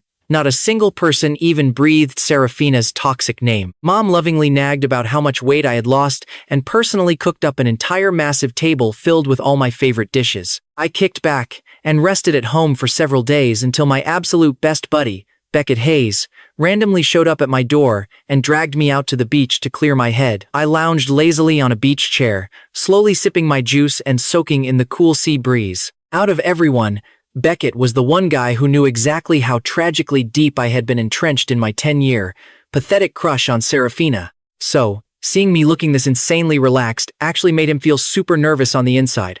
He just couldn't help himself, leaning in and asking super carefully, "Bro, are you and Seraphina actually, officially divorced?" I shot him a deadpan look and sighed. "Dude, the very first day I got back, didn't you literally hold my divorce certificate and flip it over and over for 10 whole minutes straight?" Beckett couldn't help it, letting out a goofy, relieved chuckle for a second. Then, he suddenly raised his voice, getting hyped up. "Well, good riddance, man. You honestly can't just go hang yourself on Seraphina's crooked, miserable tree forever. But hey, don't worry. Your boy here has a massive stockpile of top-tier, gorgeous contacts. From now on, whenever we go out, I'll date 2 girls at a time. One for me, and one to set you up with." I was right in the middle of taking a sip of my juice. Hearing his absolute nonsense, I nearly choked and spat it everywhere. Coughing, I sarcastically shot back, "Wow, I really thank you for that. You truly are my best bro." Beckett just laughed boisterously, totally shameless. "Obviously. I mean, look who we are to each other." I chuckled, shaking my head. But as I casually raised my eyes, my gaze suddenly locked dead onto the chaotic ocean. A mother had been happily playing in the shallows with her kid, but a rogue wave suddenly smashed into her, making her lose her footing and violently tumble into the water. By the time she scrambled back up, her poor child had already been swept dangerously far out by the vicious undertow. She instantly started screaming her lungs out, crying in pure, unadulterated panic. However, the beach was insanely packed, and the loud, overlapping sounds of people playing totally drowned her out. Almost everyone completely missed the terrifying commotion happening on her side. Without a second thought, I slammed my juice cup down on the table and sprinted frantically toward the water. Beckett practically jumped right out of his skin in shock, yelling my name. But I honestly didn't even have a single second to answer him. Diving headfirst into the freezing ocean, I swam desperately through the churning water toward the drowning child. The wind aggressively picked up, and the crashing waves grew increasingly, terrifyingly violent. The poor kid was bobbing helplessly, swallowed by the massive swells. It literally took every single ounce of strength I had to finally reach them. I frantically grabbed the child's small body, using one arm to laboriously keep their head above the churning water so they could catch a desperate breath, while violently paddling toward the distant shore. But let me tell you, swimming in a raging ocean is inherently brutal, let alone doing it while constantly getting slammed by massive waves, all while a completely terrified kid is thrashing nonstop in your arms. "Hey, don't be scared. It's okay. Don't be scared. I promise. I'll definitely get you back to the sand, safe and sound." I yelled over the roaring water, comforting the crying child while literally swimming for my life. But just as we were finally nearing the shore, my vision started dangerously going dark in massive, blurry patches. My weak body, still recovering from those awful snake bites, wasn't even close to fully healed. My stamina utterly, completely gave out. I gritted my teeth until my jaw ached, but I just couldn't fight off my rapidly slipping consciousness. Right as I was about to go under, a surprisingly soft, tender hand firmly circled my waist from behind. A woman's incredibly gentle, yet fiercely determined voice rang out right by my ear. "Hey, hold on! Don't give up! Keep holding the kid!" I violently jolted awake, turning my heavy head to immediately lock onto a pair of brilliantly bright, intense eyes. Fueled by adrenaline, I clenched my jaw and hugged the kid as tight as I could. The mystery woman hooked her arms around me from behind, powerfully dragging both me and the little one all the way back to the safety of the sandy beach. Back on the shore, Beckett had watched with his own 2 eyes as I was quite literally swallowed alive by those monstrous ocean waves. Seeing my deathly pale, lifeless face now, he was visibly shaking like a leaf in pure terror. The second he saw me being dragged ashore, he bolted over like a madman. "Thaddeus, bro, are you okay?" Panting, I weakly forced a reassuring smile. "Yeah, man, I'm totally fine." However, in the very next second, my vision instantly blacked out entirely, and I completely collapsed into the sand. While I was out, I fell into an incredibly long, suffocating dream. Inside it, I was constantly rising and brutally sinking deep in the dark ocean. I struggled desperately, fighting with everything in me to just swim upwards. Yet, no matter how hard I thrashed and tried, I could never, ever see the surface. Brutal waves of suffocation repeatedly hit my chest. I was trapped in agonizing, burning pain. Then, finally, my eyes violently snapped open. With that first dizzy glance, my vision focused on a stunning pair of brilliant, peach blossom eyes hovering right over me. We instantly locked eyes. I blinked a few times, my groggy brain screaming that something was very, very wrong. We were way too close. Like, so insanely close that we were practically glued together. Suddenly, a soft, warm sensation transmitted straight from my lips. Holy crap, I realized this person's lips were currently pressed completely flat against mine. My eyes shot wide open in pure panic, and running on pure instinct, I violently shoved her away from my chest. The poor woman was knocked completely backward, tumbling clumsily right into the rough sand. The entire scene around us fell dead silent for a deeply awkward second. She quickly scrambled back up, stared at me blankly for a moment, and then suddenly flashed a wildly untamed, amused smile. Wow, literally burning the bridge the absolute second you cross it. Huh? Repaying a life-saving kindness with a violent shove? Hearing her words, it was only then that I looked around and realized there were several curious beachgoers tightly crowded around me. Beckett, who had also been completely stunned frozen for a second, hurriedly pounced over. He frantically grabbed my hand and desperately explained, "Thaddeus, dude, you totally passed out. This lady was literally right in the middle of giving you CPR." I was instantly rendered speechless. Meeting the woman's teasing, playful gaze, the intense, crushing awkwardness of what I just did, finally caught up to me. My face burned. Oh my God, I am so incredibly sorry. I just woke up and my brain completely blanked for a second. Thinking about how lightning fast my hands had just moved to ruthlessly shove her away, she raised an eyebrow and shot back with a heavy hint of sass. "Well, your reflexes definitely seemed pretty sharp to me." Mortified, I earnestly offered, "Look, how about I go straight to the hospital with you just to check for any injuries? I swear I'll completely cover all the medical bills. Plus, I absolutely want to give you a proper, generous reward for saving my life. I am just incredibly grateful that you jumped in for me." Crossing her arms, the woman scoffed, highly amused. "What? Seriously? You're trying to buy me off with money? Zero sincerity. If you really want to thank me, then." I looked at her patiently, fully expecting her to demand an arm and a leg. Beckett was glaring at her like a hawk, too, ready to defend me. However, the woman just blinked, her expression deadpan, and said, "Buy me a massive feast. After all that tossing around in the waves, I am starving." I blinked back in pure surprise, then burst into a genuine, bright laugh. "No problem at all," I said. The woman smiled and held out her hand. "Valeria Croft." I reached out and firmly shook it. "Thaddeus Sterling." Beside us, Beckett looked completely shell-shocked, his jaw practically hitting the floor. "Wait, so, you are Valeria Croft?" Valeria raised a single amused eyebrow. "You know me?" Beckett let out a loud, careless laugh. "Are you kidding? South City's #1 social butterfly. Who in South City doesn't know you?" I embarrassedly yanked Beckett's arm and shot Valeria an apologetic look. "Sorry about him. My friend here has absolutely zero filter." Valeria just laughed out loud, clearly entertained.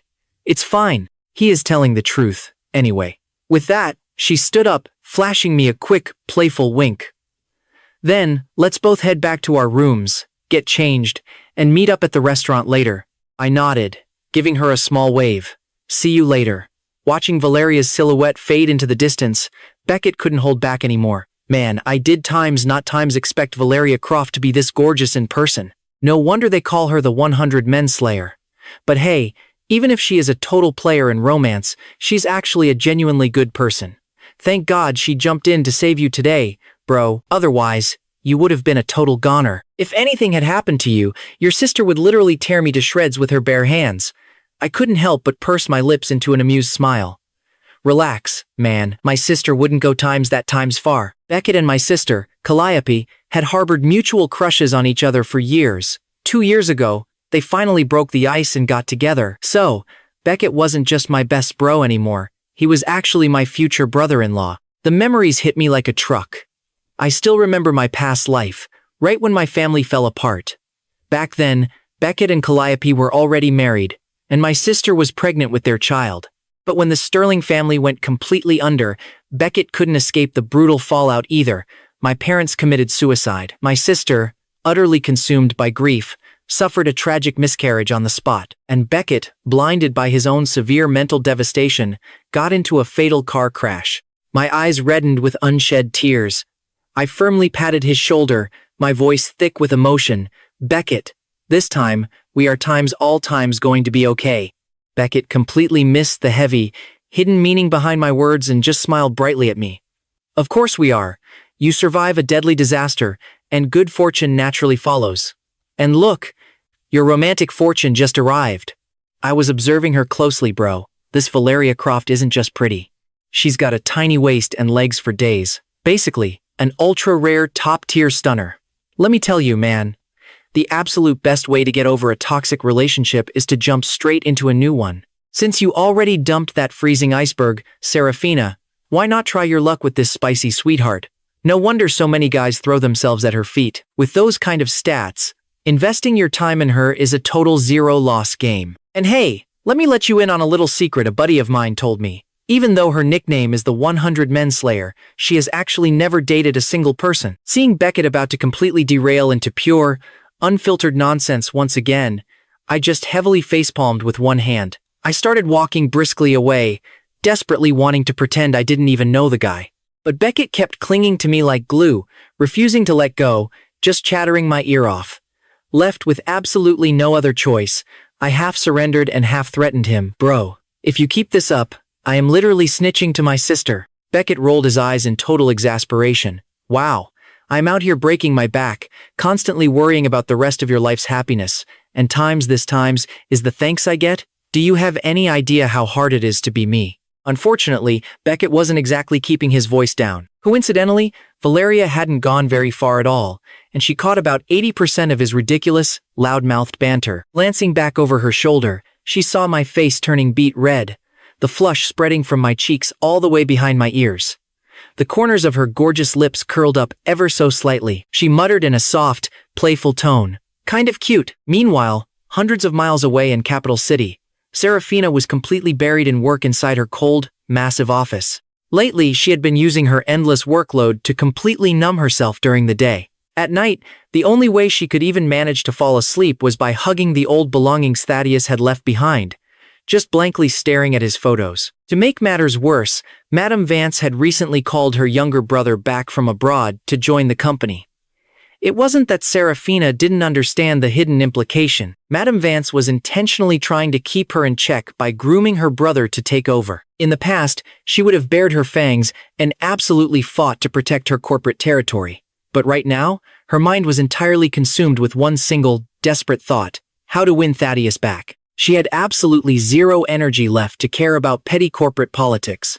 In fact, having her younger brother step in and take over some of the grueling matters actually gave her a profound, heavy sense of relief. While she sat there wallowing in her own misery, her assistant suddenly burst through the door, looking absolutely thrilled. She quickly shoved her phone at Seraphina, pointing at a trending news topic. "Boss Seraphina, we finally found Mr. Sterling." Seraphina shot up from her heavy leather chair instantly, staring at her assistant with wide, eager eyes. "Where?" she demanded. "South City," her assistant murmured. "He really went back to South City." The assistant then gestured frantically for her to read the actual article. "Boss, look at this. This news piece says a mother and daughter were swimming out at the beach and had a terrible accident. The poor kid was swept away by a massive wave. At the most critical moment, a young man noticed something was terribly wrong, rushed right into the raging water, and saved the child. He completely exhausted himself during the dangerous rescue, faced a few terrifying close calls, and was ultimately dragged out by a woman halfway back to the shore. The whole thing was super intense. Seraphina's heart instantly leaped straight into her throat.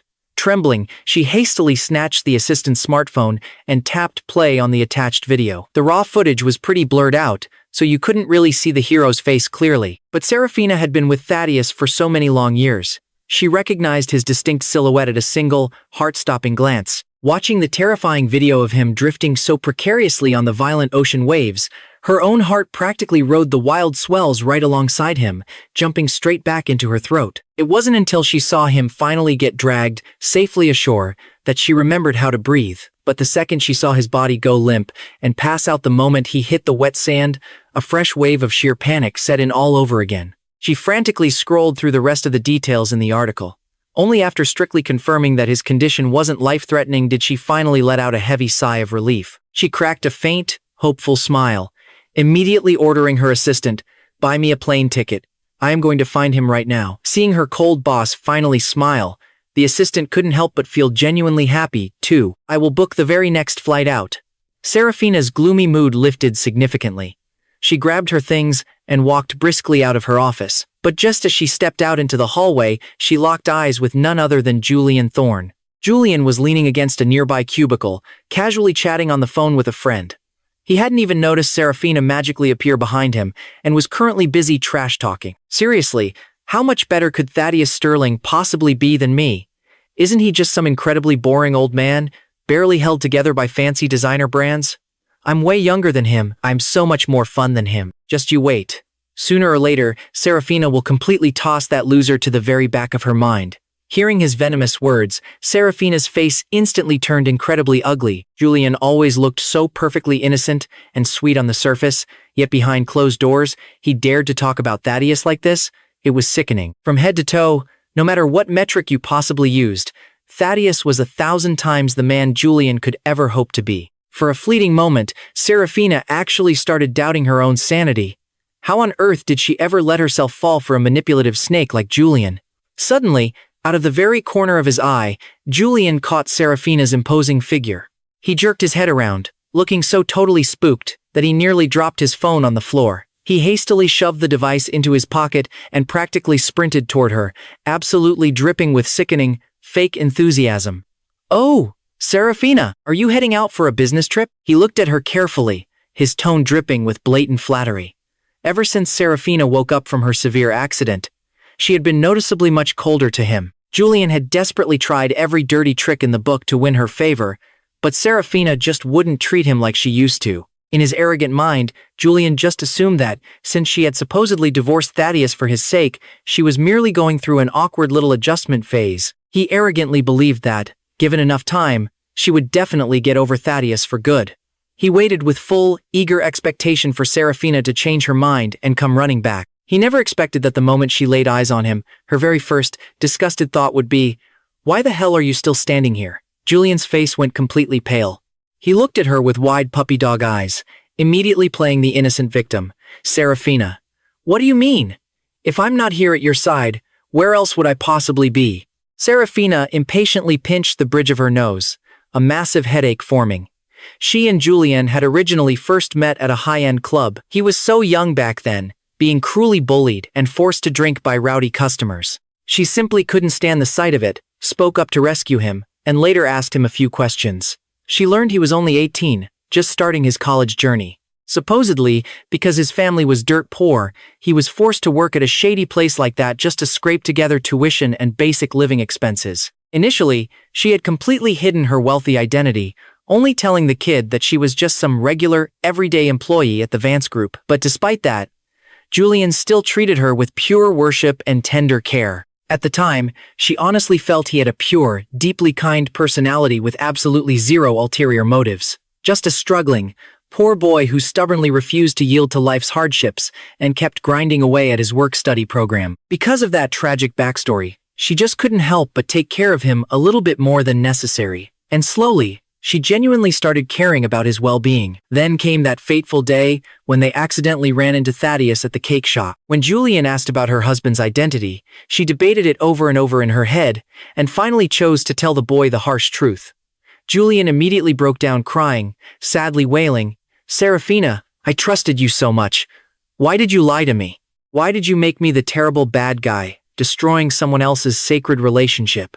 Back then, Seraphina's cold heart had instantly melted into a puddle of guilt. She had to gently coax him for a long, agonizing time before he finally calmed down. Even worse, after confessing her true billionaire identity just to prevent him from enduring any more grueling hard labor at that awful club, she caved. Since he stubbornly insisted on earning his own money, she simply pulled some strings, arranged for him to join her massive company, and foolishly kept him right by her side. Looking back, Seraphina was very clearly aware that she did have some messy, confusing feelings for Julian.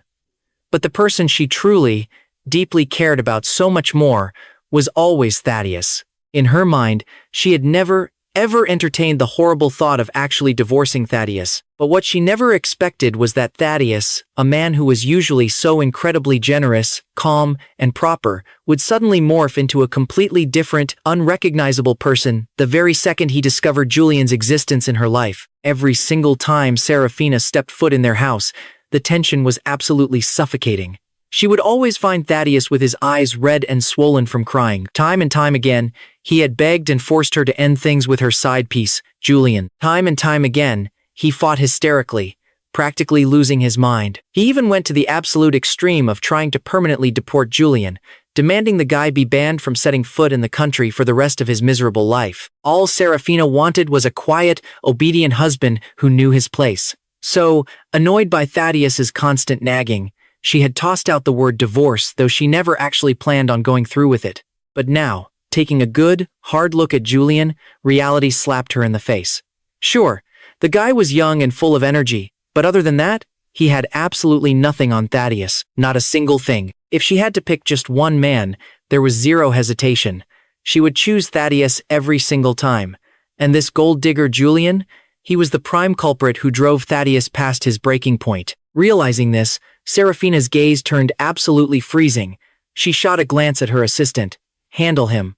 Without another word, she coldly brushed right past Julian and marched out the door. Total panic instantly gripped Julian's chest. Desperate, he screamed out, "Seraphina, what is the meaning of this? Where are you going?" He frantically tried to say more, but the security team was already on him, brutally clamping a hand over his mouth to shut him up. The assistant looked at him and explained with agonizing patience, "Mr. Thorne, the boss has already made her orders perfectly clear. You are no longer welcome to stay at this company. It is time for you to leave. Don't make things ugly for CEO Seraphina." Julian thrashed around like a madman, desperately trying to plead his case, but the bodyguards ruthlessly dragged him right out the front doors. Humiliated, Julian stomped his feet in sheer fury. Unbothered, the assistant stood right in front of him and coldly shoved a massive check into his hands. "Mr. Thorne, I am absolutely certain you understand CEO Seraphina's intentions by now. Take this as your severance package. It is more than enough cash to guarantee you are living comfortably for the rest of your pathetic life. As for anything else, wake up and stop dreaming." Julian's eyes went wide as he stared at the check in his hands. The sheer number of zeros trailing across that paper was a fortune he wouldn't have ever dared to fantasize about in his wildest dreams. If this had happened a few months ago, he would have instantly snatched the bag and bailed with a massive grin. But right now, the ultimate prize, the title of Seraphina's official husband, was dangling right in front of his face. If he could just secure his spot as the master of the ridiculously wealthy Vance family, the power and money he would inherit would make this check look like pocket change. He was literally 1 inch away from the throne. There was no way in hell he was going to just roll over and give that up. Forcing fake tears into his eyes, Julian pathetically begged, "Assistant Wang, please, I don't care about the money. I only care about Seraphina. Can you please just put in a good word for me? I have no idea what I did wrong. Why is she so mad at me? I can change. I swear to God, I will obediently fix whatever she wants." Completely out of patience with his act, the assistant let the check flutter down into the dirt and hit him with a brutal sneer. "Mr. Thorne, you seriously need to quit while you're ahead. Don't get too greedy, or you'll end up playing a stupid game and winning stupid prizes, walking away with absolutely nothing." CEO Seraphina might have been slightly naive when it came to romance, but her assistant? She had personally swatted away hordes of desperate men, trying every dirty trick in the book to get into the boss's bed. Leeches and gold diggers just like Julian? She could see right through their garbage instantly. She had dealt with 1,000 of them. It was honestly only because the CEO was bored and wanted a little side entertainment that trash like him ever got a foot in the door. Dropping that savage reality check, the assistant didn't even bother giving Julian a second glance. She just turned on her heel and walked away. Glaring daggers into her back, Julian stomped the ground in a fit of absolute rage, his face violently twisting into a scowl. "You seriously dare to look down on me? The absolute second I become Seraphina's husband, you are the very first person I am firing. There is no way I am giving up this easily." Meanwhile, Seraphina had somehow tracked down my current address. The second her flight landed, she floored it straight to my location. I, on the other hand, was chilling in a VIP private karaoke room, hyping it up with Calliope, Beckett, Valeria, and a few other close friends. Honestly, Ever since that fateful encounter with Valeria down at the beach, this absolute menace of a girl had practically glued herself to my side. Anytime I even tried to gently reject her, she would instantly weaponize the fact that she saved my life, totally checkmating me before I could even open my mouth to say no. On top of that, Calliope and Beckett were both terrified I was still hung up on the massive heartbreak Seraphina had caused me, so my own friends kept secretly playing matchmaker to push us together. Long story short, I had basically acquired a clingy, human-shaped little tail. The vibe inside the room was absolutely hype. We were all laughing and playing a wild game of truth or dare when, out of nowhere, a heavy knock echoed from the door. Since I was sitting right by the entrance, I casually got up to see who it was. The second I swung the door open, I locked eyes with my trash ex-wife, Seraphina. My relaxed expression vanished instantly, and my tone dropped to absolute zero. "What the hell are you doing here?" My voice wasn't a shout, but the sheer coldness of it cut right through the music. The entire room snapped their heads toward the doorway, and the hype atmosphere instantly died into a dead, awkward silence. Seraphina's gaze locked onto me like a heat-seeking missile, her voice sounding desperately strained. I came to find you." She was wearing a long trench coat that was noticeably covered in the dust and wrinkles of her frantic, rushing travel. A deep, heavy exhaustion lingered in her eyes. "But Beckett? My guy has always had a hair-trigger temper." The absolute second he heard her voice, he lost it. He charged right over, forcefully yanking me behind his back to protect me. "Seraphina, do you actually have the absolute nerve to show your face and look for Thaddeus? Get the hell out of here. Our boy doesn't want to see you." But Seraphina's expression didn't even flinch. She completely ignored him, keeping her pleading eyes locked onto mine. "Can you please just give me a few minutes? Let's just talk." Before I could even open my mouth to reject her, Beckett aggressively fired right back. "Thaddeus is busy living his best life. He has zero time for you." Right as Beckett finished spitting venom, Calliope casually strolled over, gently patting his shoulder to calm him down. "Hey now, is that really how you speak to the almighty CEO Vance? The great CEO Vance came all this way to find us. Since she's already crashing the party, she might as well come inside and hang out for a bit." Beckett whipped around, furious. "Calliope, are you crazy? Thaddeus is your literal flesh and blood brother. Why are you?" Before he could finish his rant, Calliope shot him a very specific, wicked little look. Catching the drift, Beckett's angry expression instantly shifted. He perfectly played along, rolling his eyes dramatically and throwing his hands up in total fake defeat. "Fine, whatever, invite whoever you want." With that, he spun around in a huff, grabbing my arm and firmly dragging me right back to the couch. He immediately plopped down on my left side, while Valeria firmly planted herself on my right. That meant the absolute only available seat left for Seraphina was all the way over next to Calliope. Smirking, Valeria lazily leaned back, deliberately leaning her body intimately close just to talk to me. Valeria's body language was practically screaming unspoken, intimate closeness for everyone to see. Watching this, Seraphina's brows twitched, her face tightening as she desperately tried to suppress her boiling jealousy. Forcing a polite smile, she addressed Valeria. "Hello, would it be convenient for you to swap seats with me?" Even though her words sounded well-mannered on the surface, that incredibly overbearing, entitled CEO aura hadn't faded away in the slightest. Any normal person would have been totally intimidated by her overwhelming presence, noticed the intensely awkward atmosphere, and scrambled out of her way. But Valeria? She wasn't fazed at all. She just looked at me lazily and casually asked, "Hey, who is this chick?" Seraphina stepped up, proudly declaring, "I am his wife, Seraphina Vance." Valeria raised a single, mocking eyebrow and stared at me for confirmation. Without missing a beat, I flatly and coldly corrected the title. Ex-wife. Hearing that, Valeria looked back at Seraphina and let out a light, extremely condescending chuckle. "Yeah, it's not very convenient for me, Miss Ex-wife."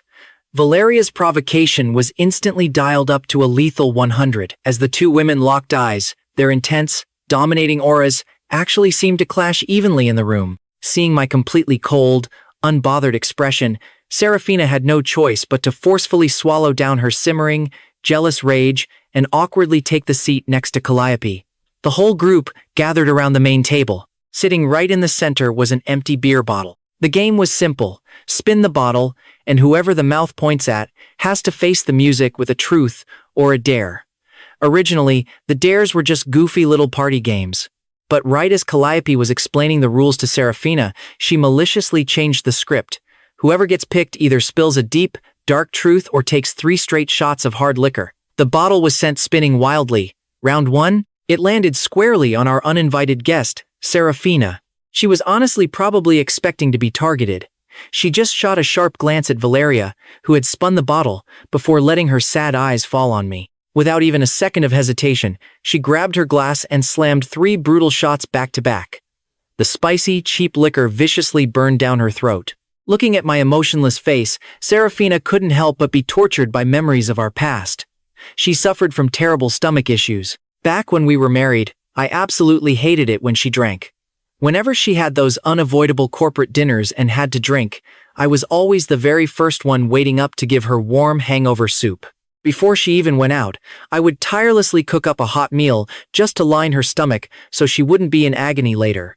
Back then, she used to find my nagging so incredibly annoying, but right now, staring at my completely icy, detached face, the painful realization finally hit her. That annoying behavior was actually called true love. The glass bottle spun violently again. Round 2. This time, the mouth stopped directly on me. I gave a casual smile and said, "I choose to drink." I reached out and grabbed my full glass, but right as I brought the rim to my lips, Seraphina recklessly lunged forward and snatched it straight out of my hand. "I will take his penalty." Before I could even open my mouth to stop her, she had already violently downed the first heavy glass. Beckett, absolutely thriving in the petty chaos, loudly cheered her on. "Bottoms up, CEO. You have still got glass 2 and 3 waiting for you." Without a single word of complaint, Seraphina blindly choked both of them down. Over the next several rounds, Seraphina was ruthlessly and repeatedly targeted by the group. She hadn't eaten a single bite all day because she was rushing frantically to find me. Now, slamming hard liquor on a completely empty stomach, a sickening, dull ache began stabbing at her gut. Beads of cold sweat quickly broke out across her pale forehead. A few rounds later, when the dreaded bottle pointed at her yet again, she weakly surrendered and chose truth. And this time, I was the one who had spun the bottle. Hearing her finally choose truth, a cold, mocking smirk curled onto my lips. Staring directly into her trembling eyes, I asked in a dead, utterly calm voice, "Tell me, was cheating on me fun?" The absolute second those brutal words dropped from my mouth, every single person in the room whipped their heads around to stare at Seraphina. Some eyes in the room burned with morbid curiosity. Some practically dripped with disgust and pure mockery, while others were wide with sheer, unadulterated shock. I honestly fully expected Seraphina's massive ego to shatter that she would rage quit and storm right out the door.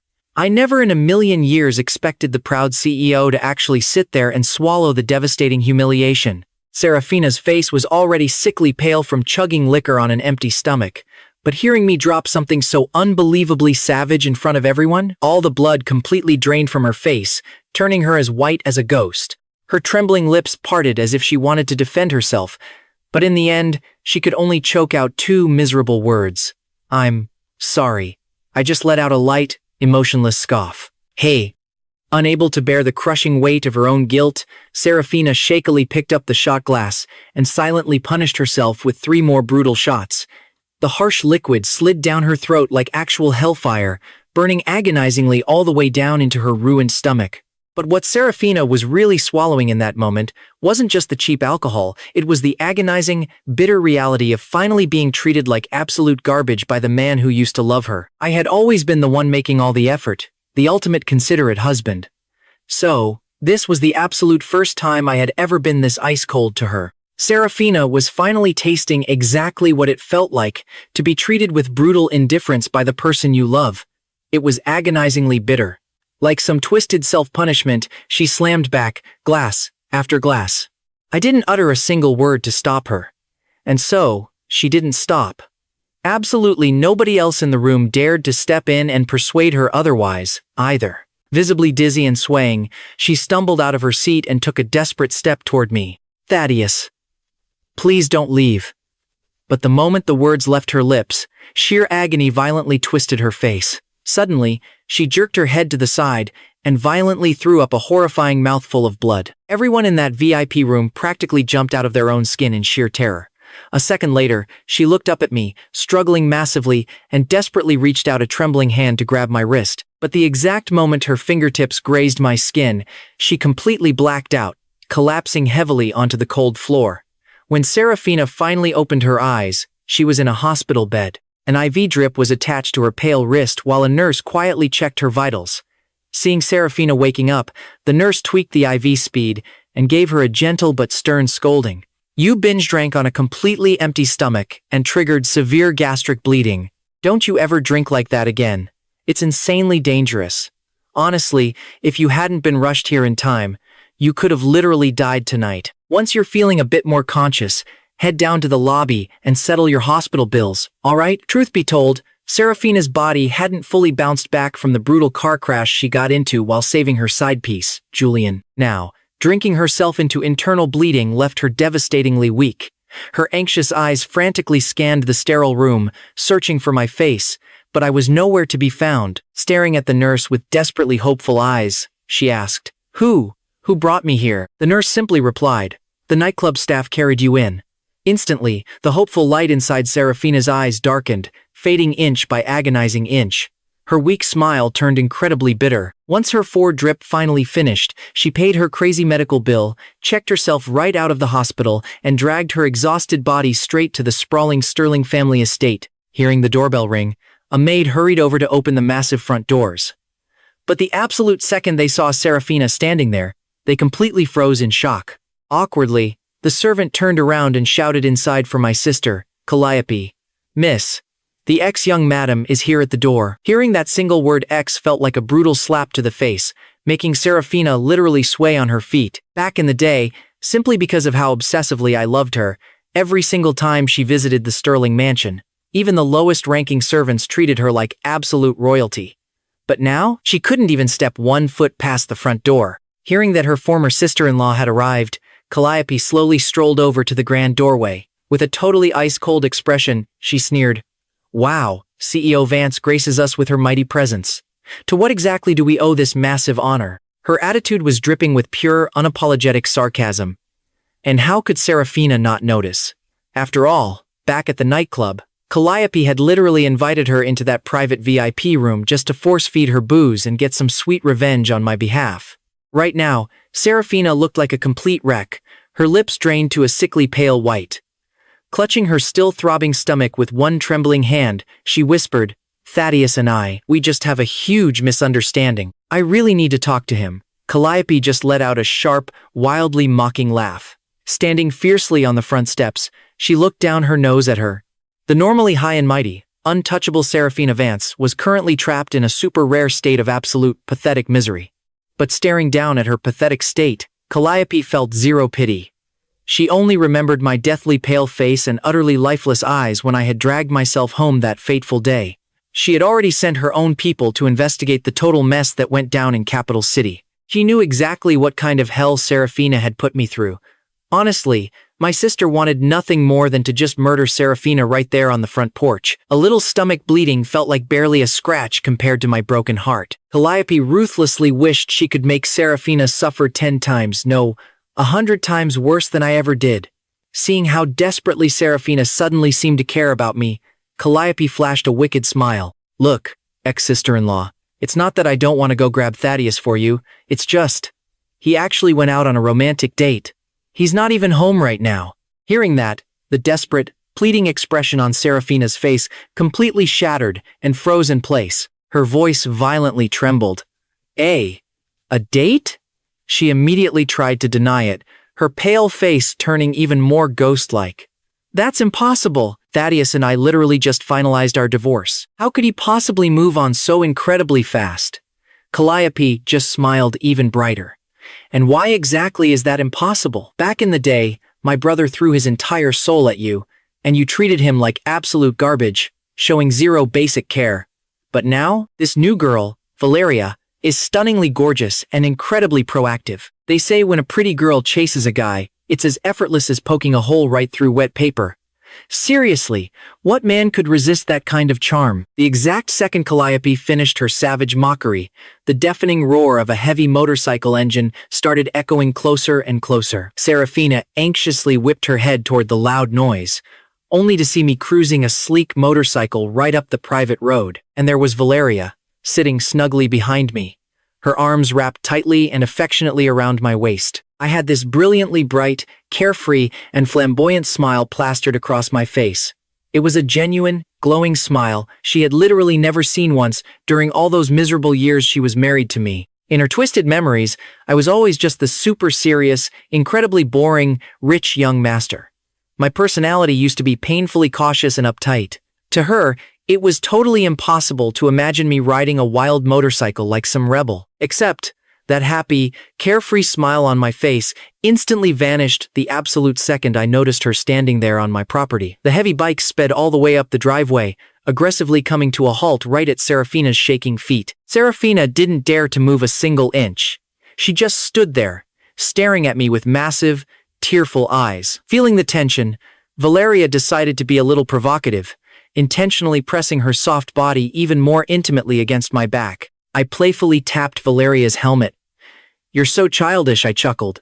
Valeria let out a soft, flirty laugh, took off her helmet, and eagerly leaned over, making me gently fix her totally messed up hair. Witnessing this completely unspoken, effortlessly natural intimacy between us literally made Seraphina's jealous heart burst into violent flames. I calmly stepped off the massive bike and finally locked eyes with Seraphina. She tightly pursed her pale lips and pleaded, "Please, let's just talk."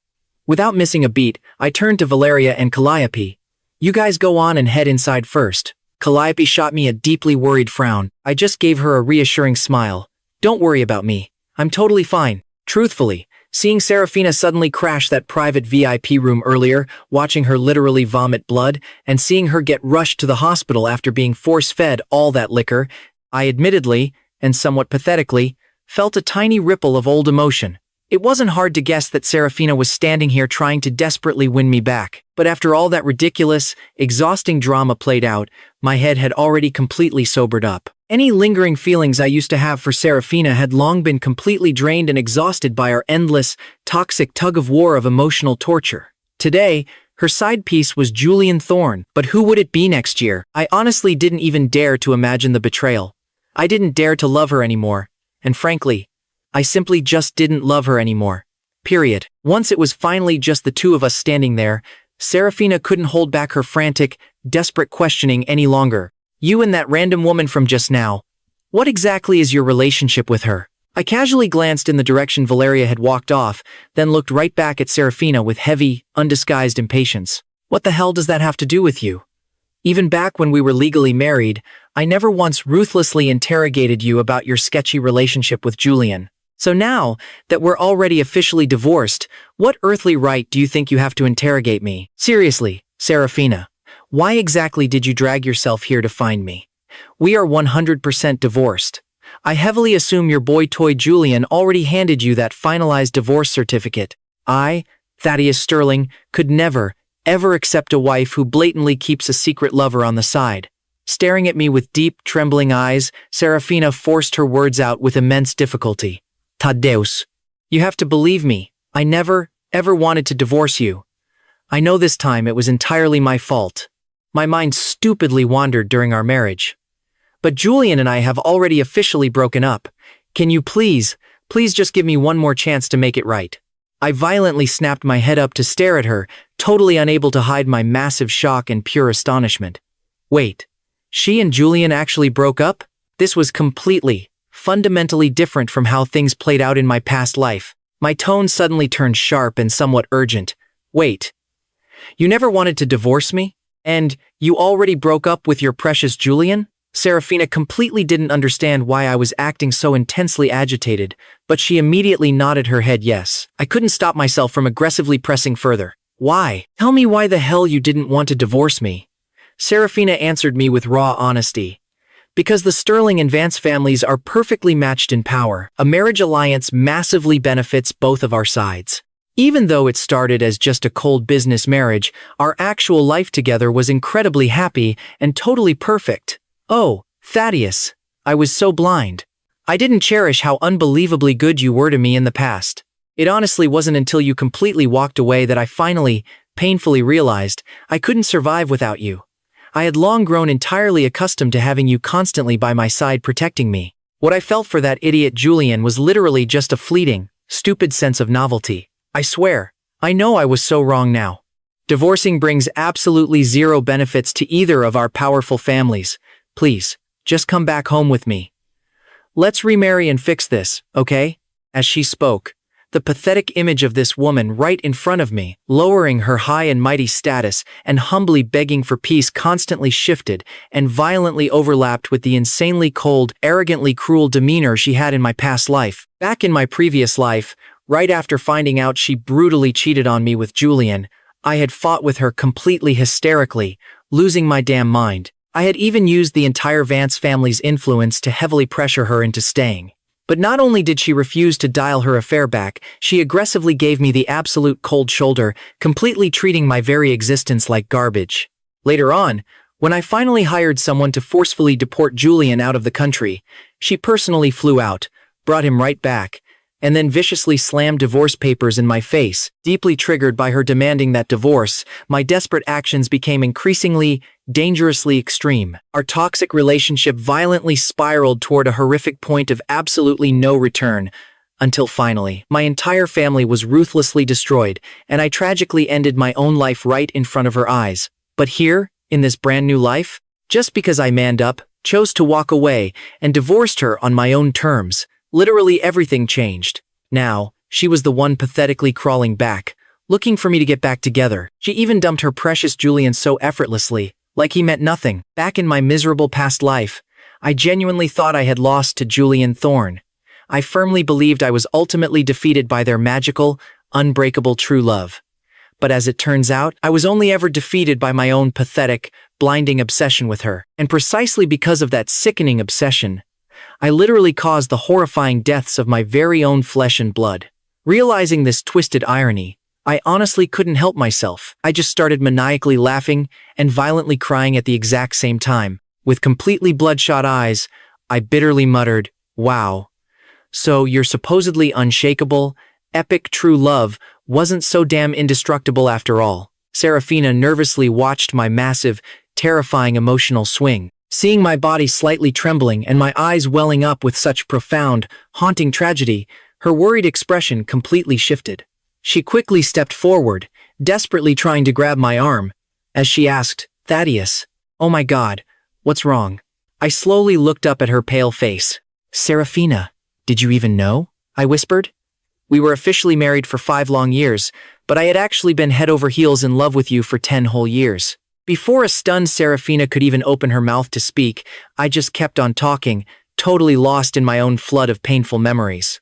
"We went to the exact same university, remember? The very first name I ever heard when I enrolled on campus was yours. You always kept a super low profile and acted so mysterious, but every single guy on campus was constantly talking about you.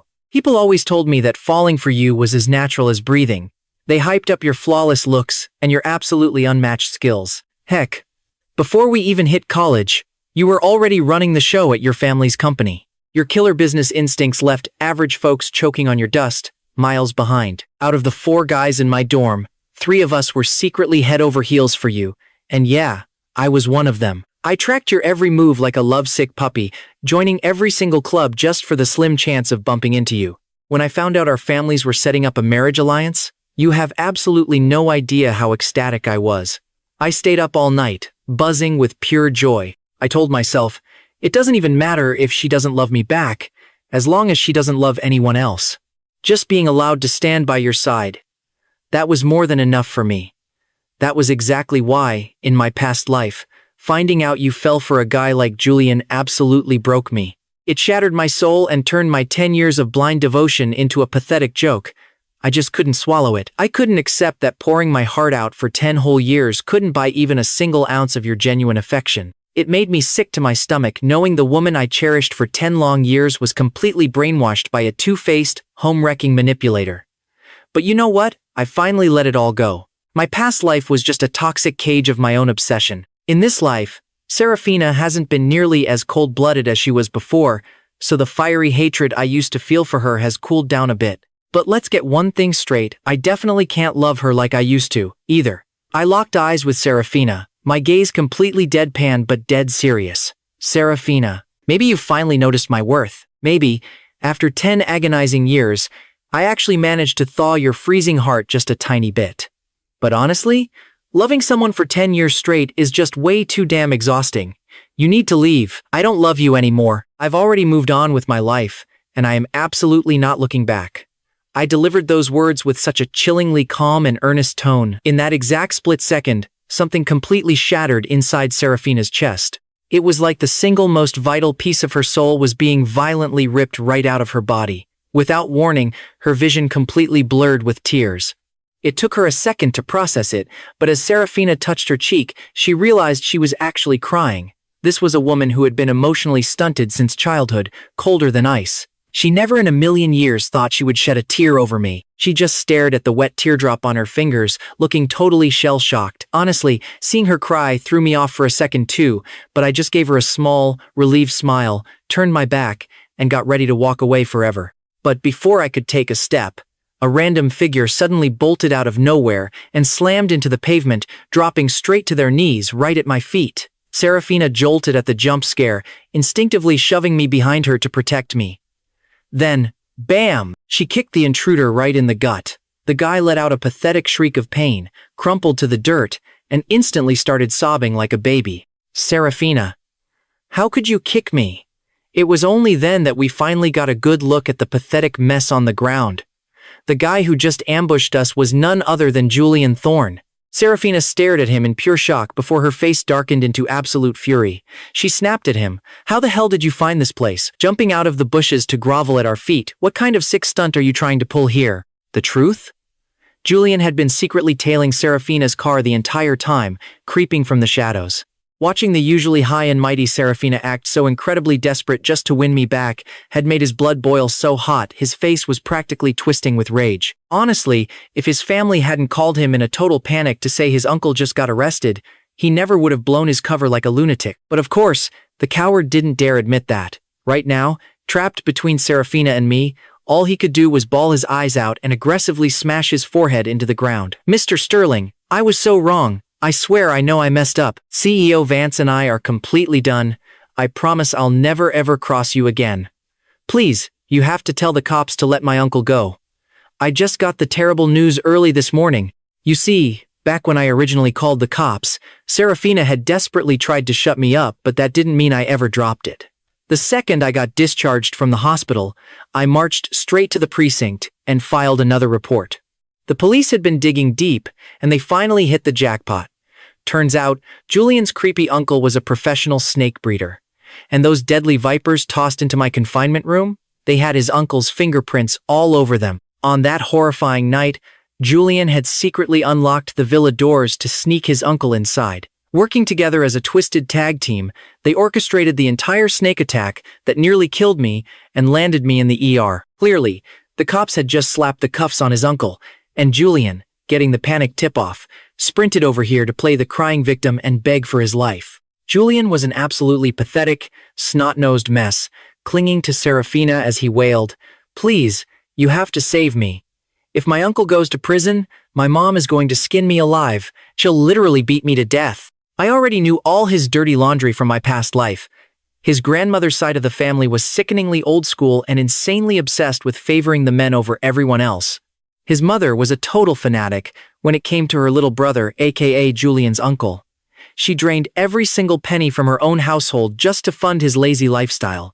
Even though Julian was a son, his mom's toxic favoritism meant she treated her precious brother and his kids way better than she ever treated her own child. Julian had a deadbeat cousin who just leeched off the family 24/7. Meanwhile, Julian was blessed with a pretty face. So, his entire greedy family banked on his good looks to hook a loaded sugar mama, bleed her bank accounts completely dry, and drag their family up the social ladder.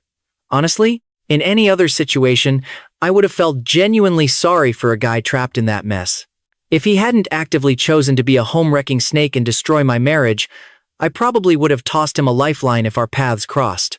And there was no doubt Seraphina knew all about his toxic family baggage too. So, I just crossed my arms, leaning back and watching Julian grovel in the dirt like it was front-row entertainment at a circus. I was fully expecting Seraphina's bleeding heart to take pity and rush to his defense.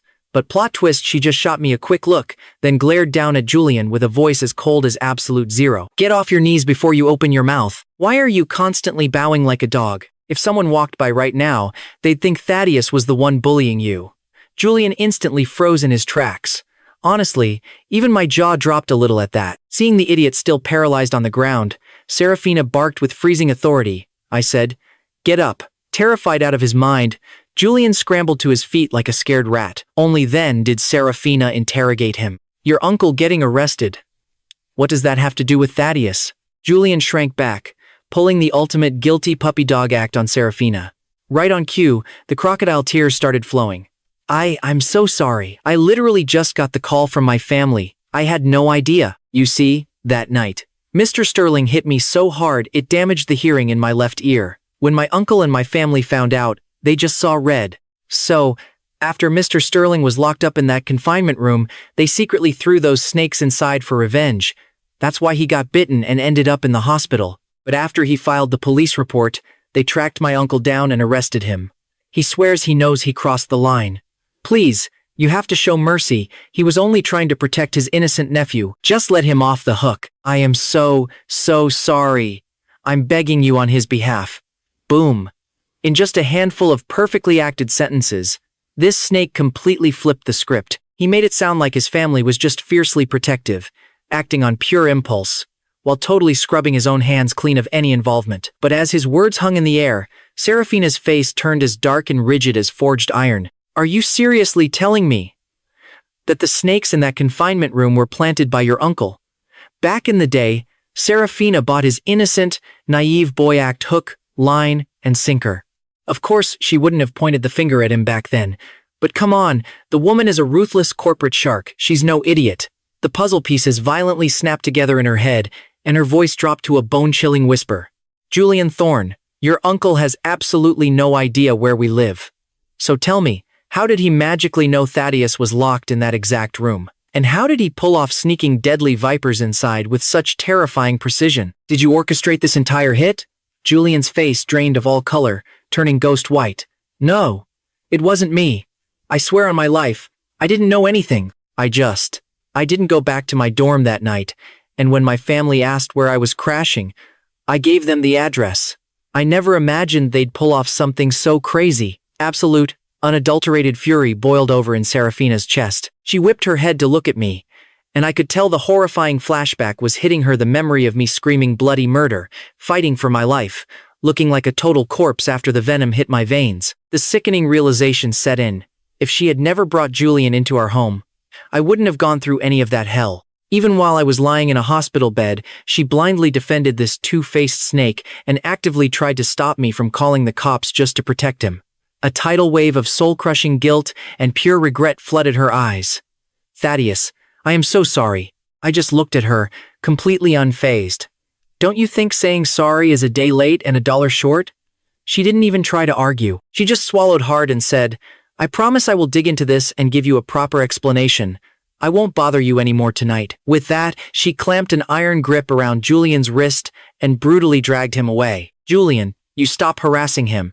If I ever catch you pulling a stunt like this near him again, I will ruin you. I gave her one final, indifferent glance, didn't waste a single breath on a goodbye, and turned my back to walk straight into my villa. Staring daggers into my back as I walked away, a toxic surge of pure, burning jealousy flashed in Julian's eyes. This ultra-exclusive villa neighborhood I was living in? It had taken every ounce of his sneaky tricks just to tail our car past the security gates.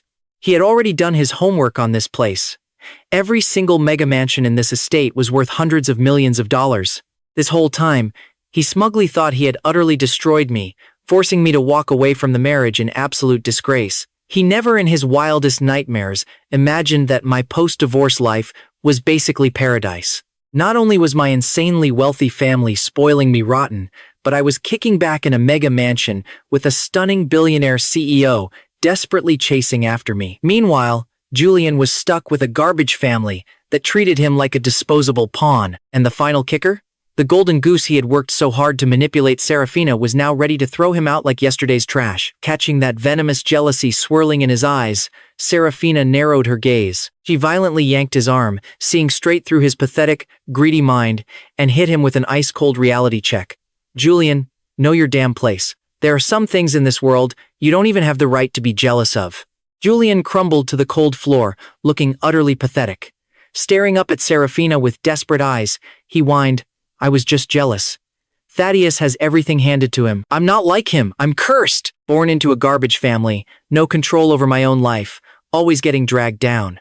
Seraphina stared down at him like he was dirt, calmly adjusting her expensive cuffs. "Your bad luck has absolutely nothing to do with Thaddeus. Now tell me, what other filthy little stunts have you been pulling behind my back?" Julian's face went rigid. Panicking, he stammered out, "Come on, you know me. What could I possibly do? I wouldn't even dare cross you." Seraphina leaned in closer, her gaze colder than absolute zero. "For your sake, you'd better pray that's true, because if it's not, the price you pay will be completely unbearable." Staring into her ruthless, dead eyes, Julian felt his blood run cold. He frantically tried to play the victim, babbling excuses, but Seraphina just snapped, "Shut up, you're giving me a headache." He clamped his mouth shut instantly, too terrified to breathe wrong. Seraphina had sat at the absolute apex of the food chain for years. How could a bottom feeder like him ever withstand her crushing aura? Without missing a beat, she called her assistant to launch a full background check. By the time they touched down in Capital City, a thick dossier was already waiting for them. Seraphina grabbed the folder and sank into the leather sofa, while Julian stood trembling in the corner like a cornered rat. As she flipped through the explosive evidence, Seraphina's expression darkened into pure, murderous rage.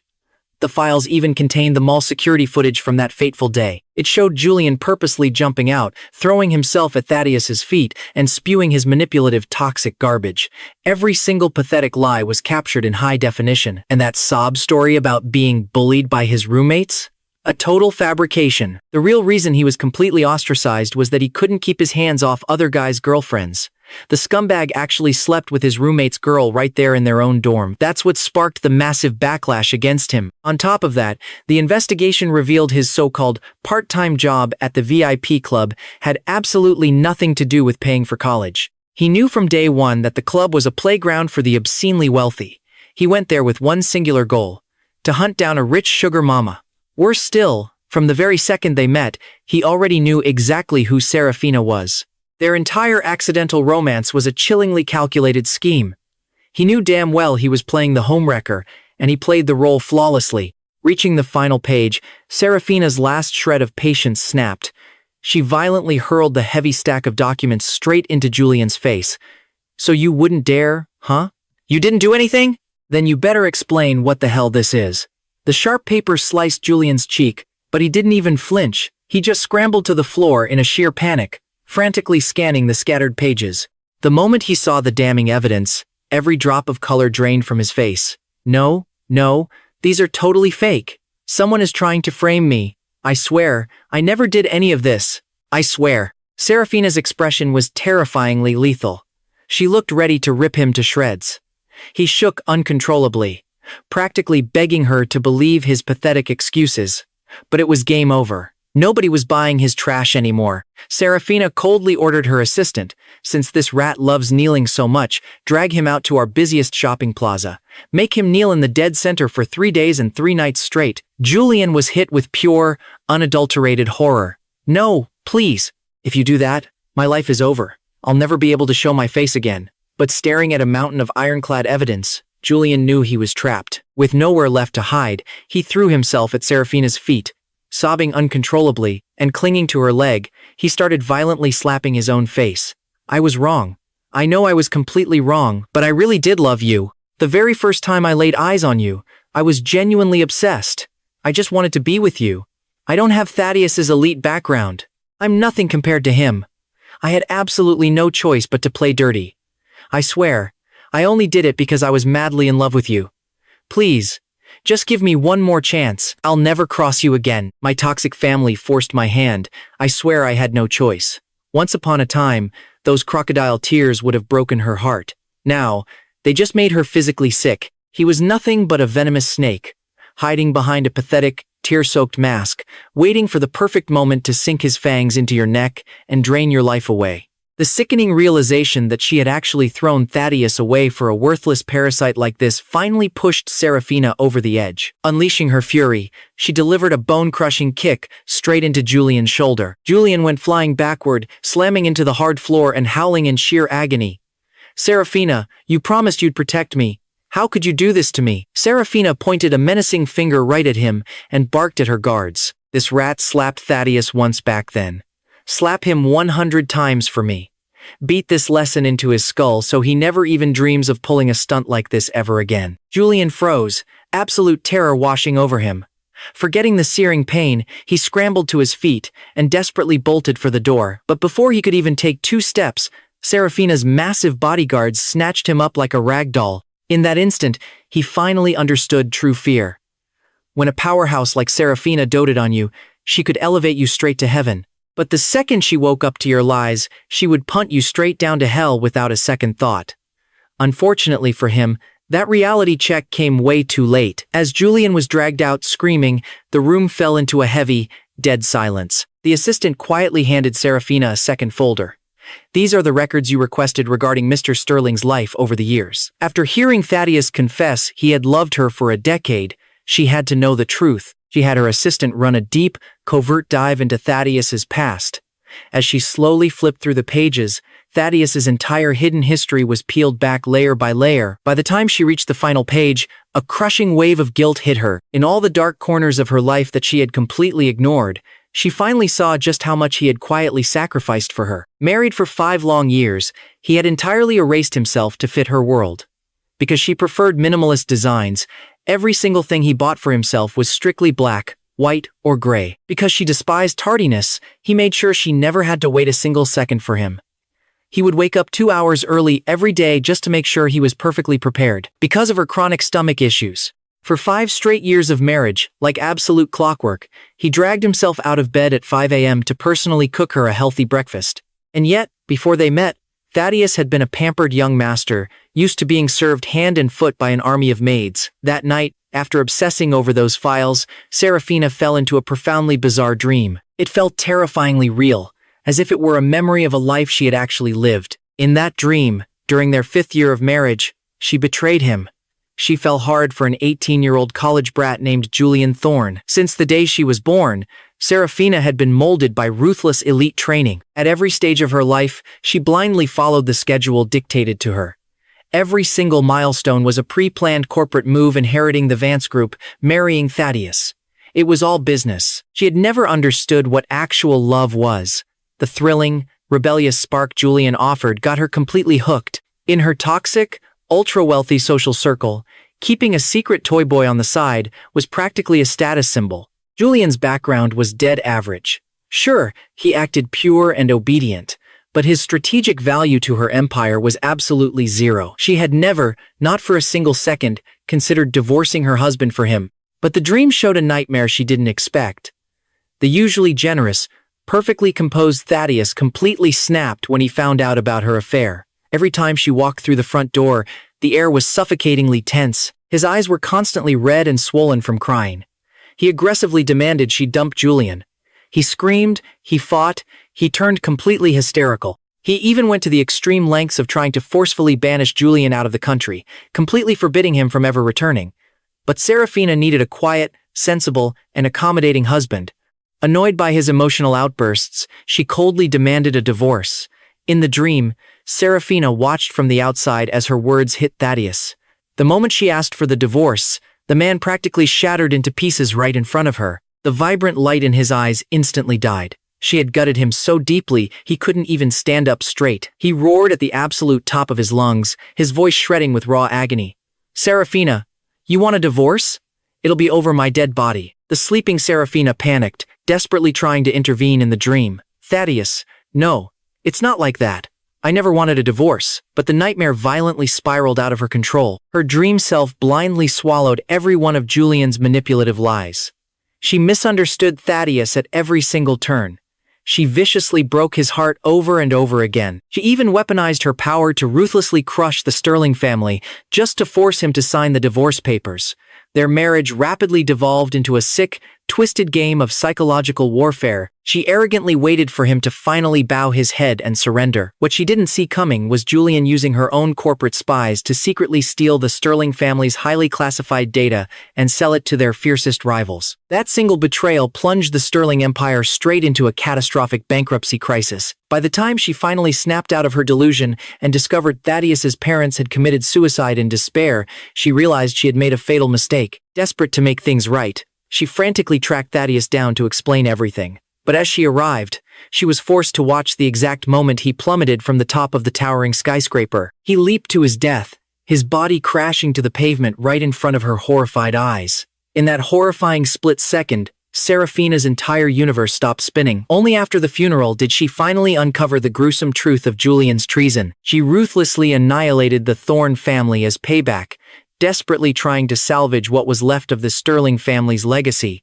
But it was far too late. Thaddeus's sister, Calliope, had lost her parents and her brother in rapid succession, and on top of that, her husband Beckett was permanently paralyzed in a suspicious car crash. The sheer trauma turned Calliope's hair snow white overnight. She completely broke down mentally, forever incapable of stepping back into the corporate world. In the agonizing clarity of hindsight, Seraphina tragically realized that she had been madly in love with Thaddeus for a very long time. He had been like a gentle breeze in a soft, quiet rain, steadily seeping into the cracks of her cold life. At first, it was just a comforting dampness. But by the time she finally realized how much she needed him, his love had already soaked deep into her very bones. Yet, in the end, he had chosen the most absolute, brutal way to walk out of her life forever. Seraphina jolted awake from her dream in absolute tears, her voice still desperately crying out Thaddeus's name. The familiar layout of her house seemed to blur right into her nightmare, and it took her a long, agonizing moment to ground herself back in reality. Then, without wasting even a single second, she bolted out the door like a total madwoman, speeding recklessly toward Thaddeus's house. Meanwhile, I was just enjoying a warm, hearty meal with my family. I had texted Beckett to come over and join us. Well, Beckett ended up texting Valeria, and Valeria shamelessly crashed the party, showing up right at our front door. The whole group of us ate, drank, laughed, and just caused a massive, happy ruckus. The second Beckett walked in, his booming voice echoed through the room as he shoved his phone right into my face, looking completely thrilled. "Thaddeus, look at this live stream. Karma seriously always strikes back. Remember how that scumbag Julian schemed to make you kneel back then? Well, oh, how the tables have turned." Seraphina ordered him to kneel right at the entrance of Times Square. This time, he is losing face to the absolute maximum. Word on the street is, he has to kneel there for 3 days and 3 nights. And he is not just socially dead in real life, he is totally cancelled and socially dead online, too. I don't know which absolute legend pulled this off, but they actually arranged for several massive streamers to go out there and broadcast his humiliation. These streamers pull insane view counts, and they usually never cover trashy drama like this. I have zero idea why they'd suddenly go out of their way to film Julian. I took a quick glance, my eyes sweeping over the screen names of those top-tier streamers. Then, I casually glanced over at Valeria, who was sitting right next to me, happily eating and drinking without a single care in the world. I instantly connected the dots. Those top-tier streamers were definitely her doing. Those accounts were more than likely operated by her own company.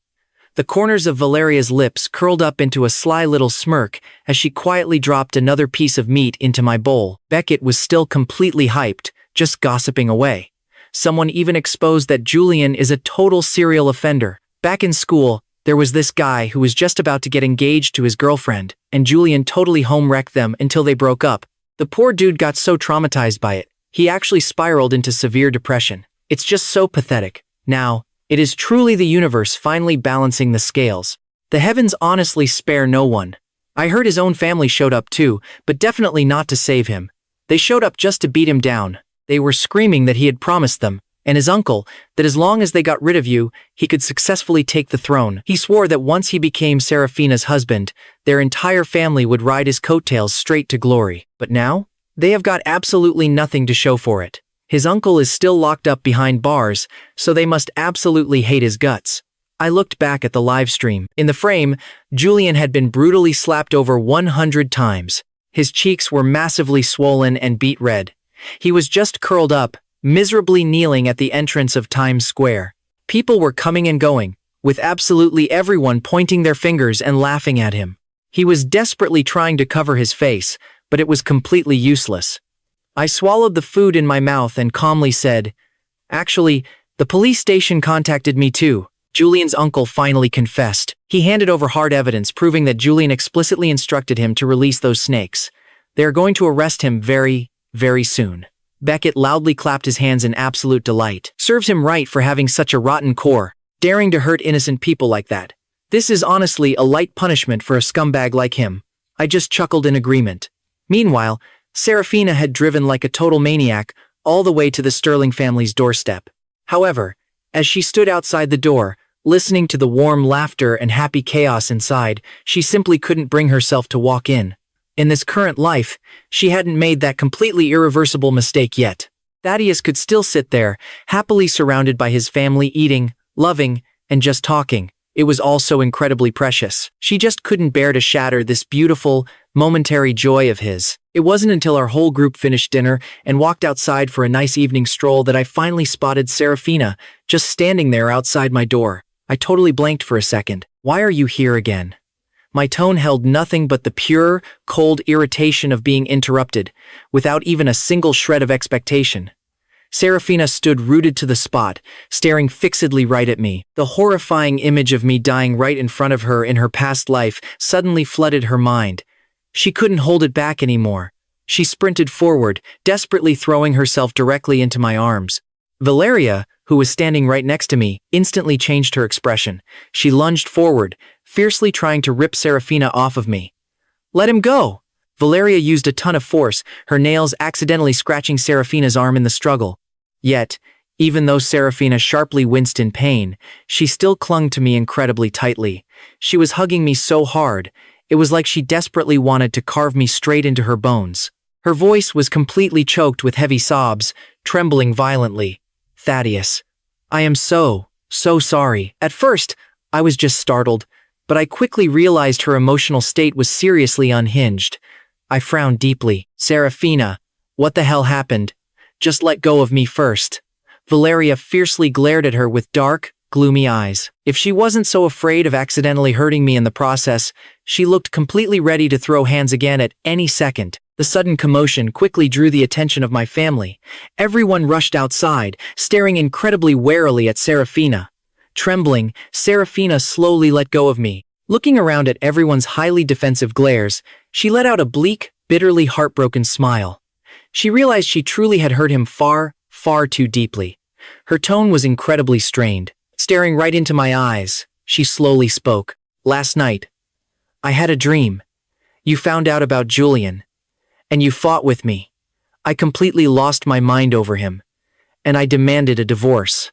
The very second Seraphina started talking, I simply couldn't hide my absolute shock as I stared wide-eyed at her. Watching my face suddenly turn ghost pale, Seraphina's entire body began to violently tremble. He knows exactly what she is talking about. No wonder his departure this time around was so cold and absolute.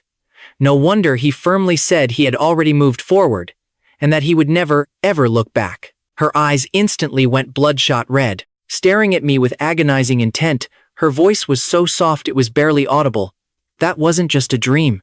It actually happened, didn't it?"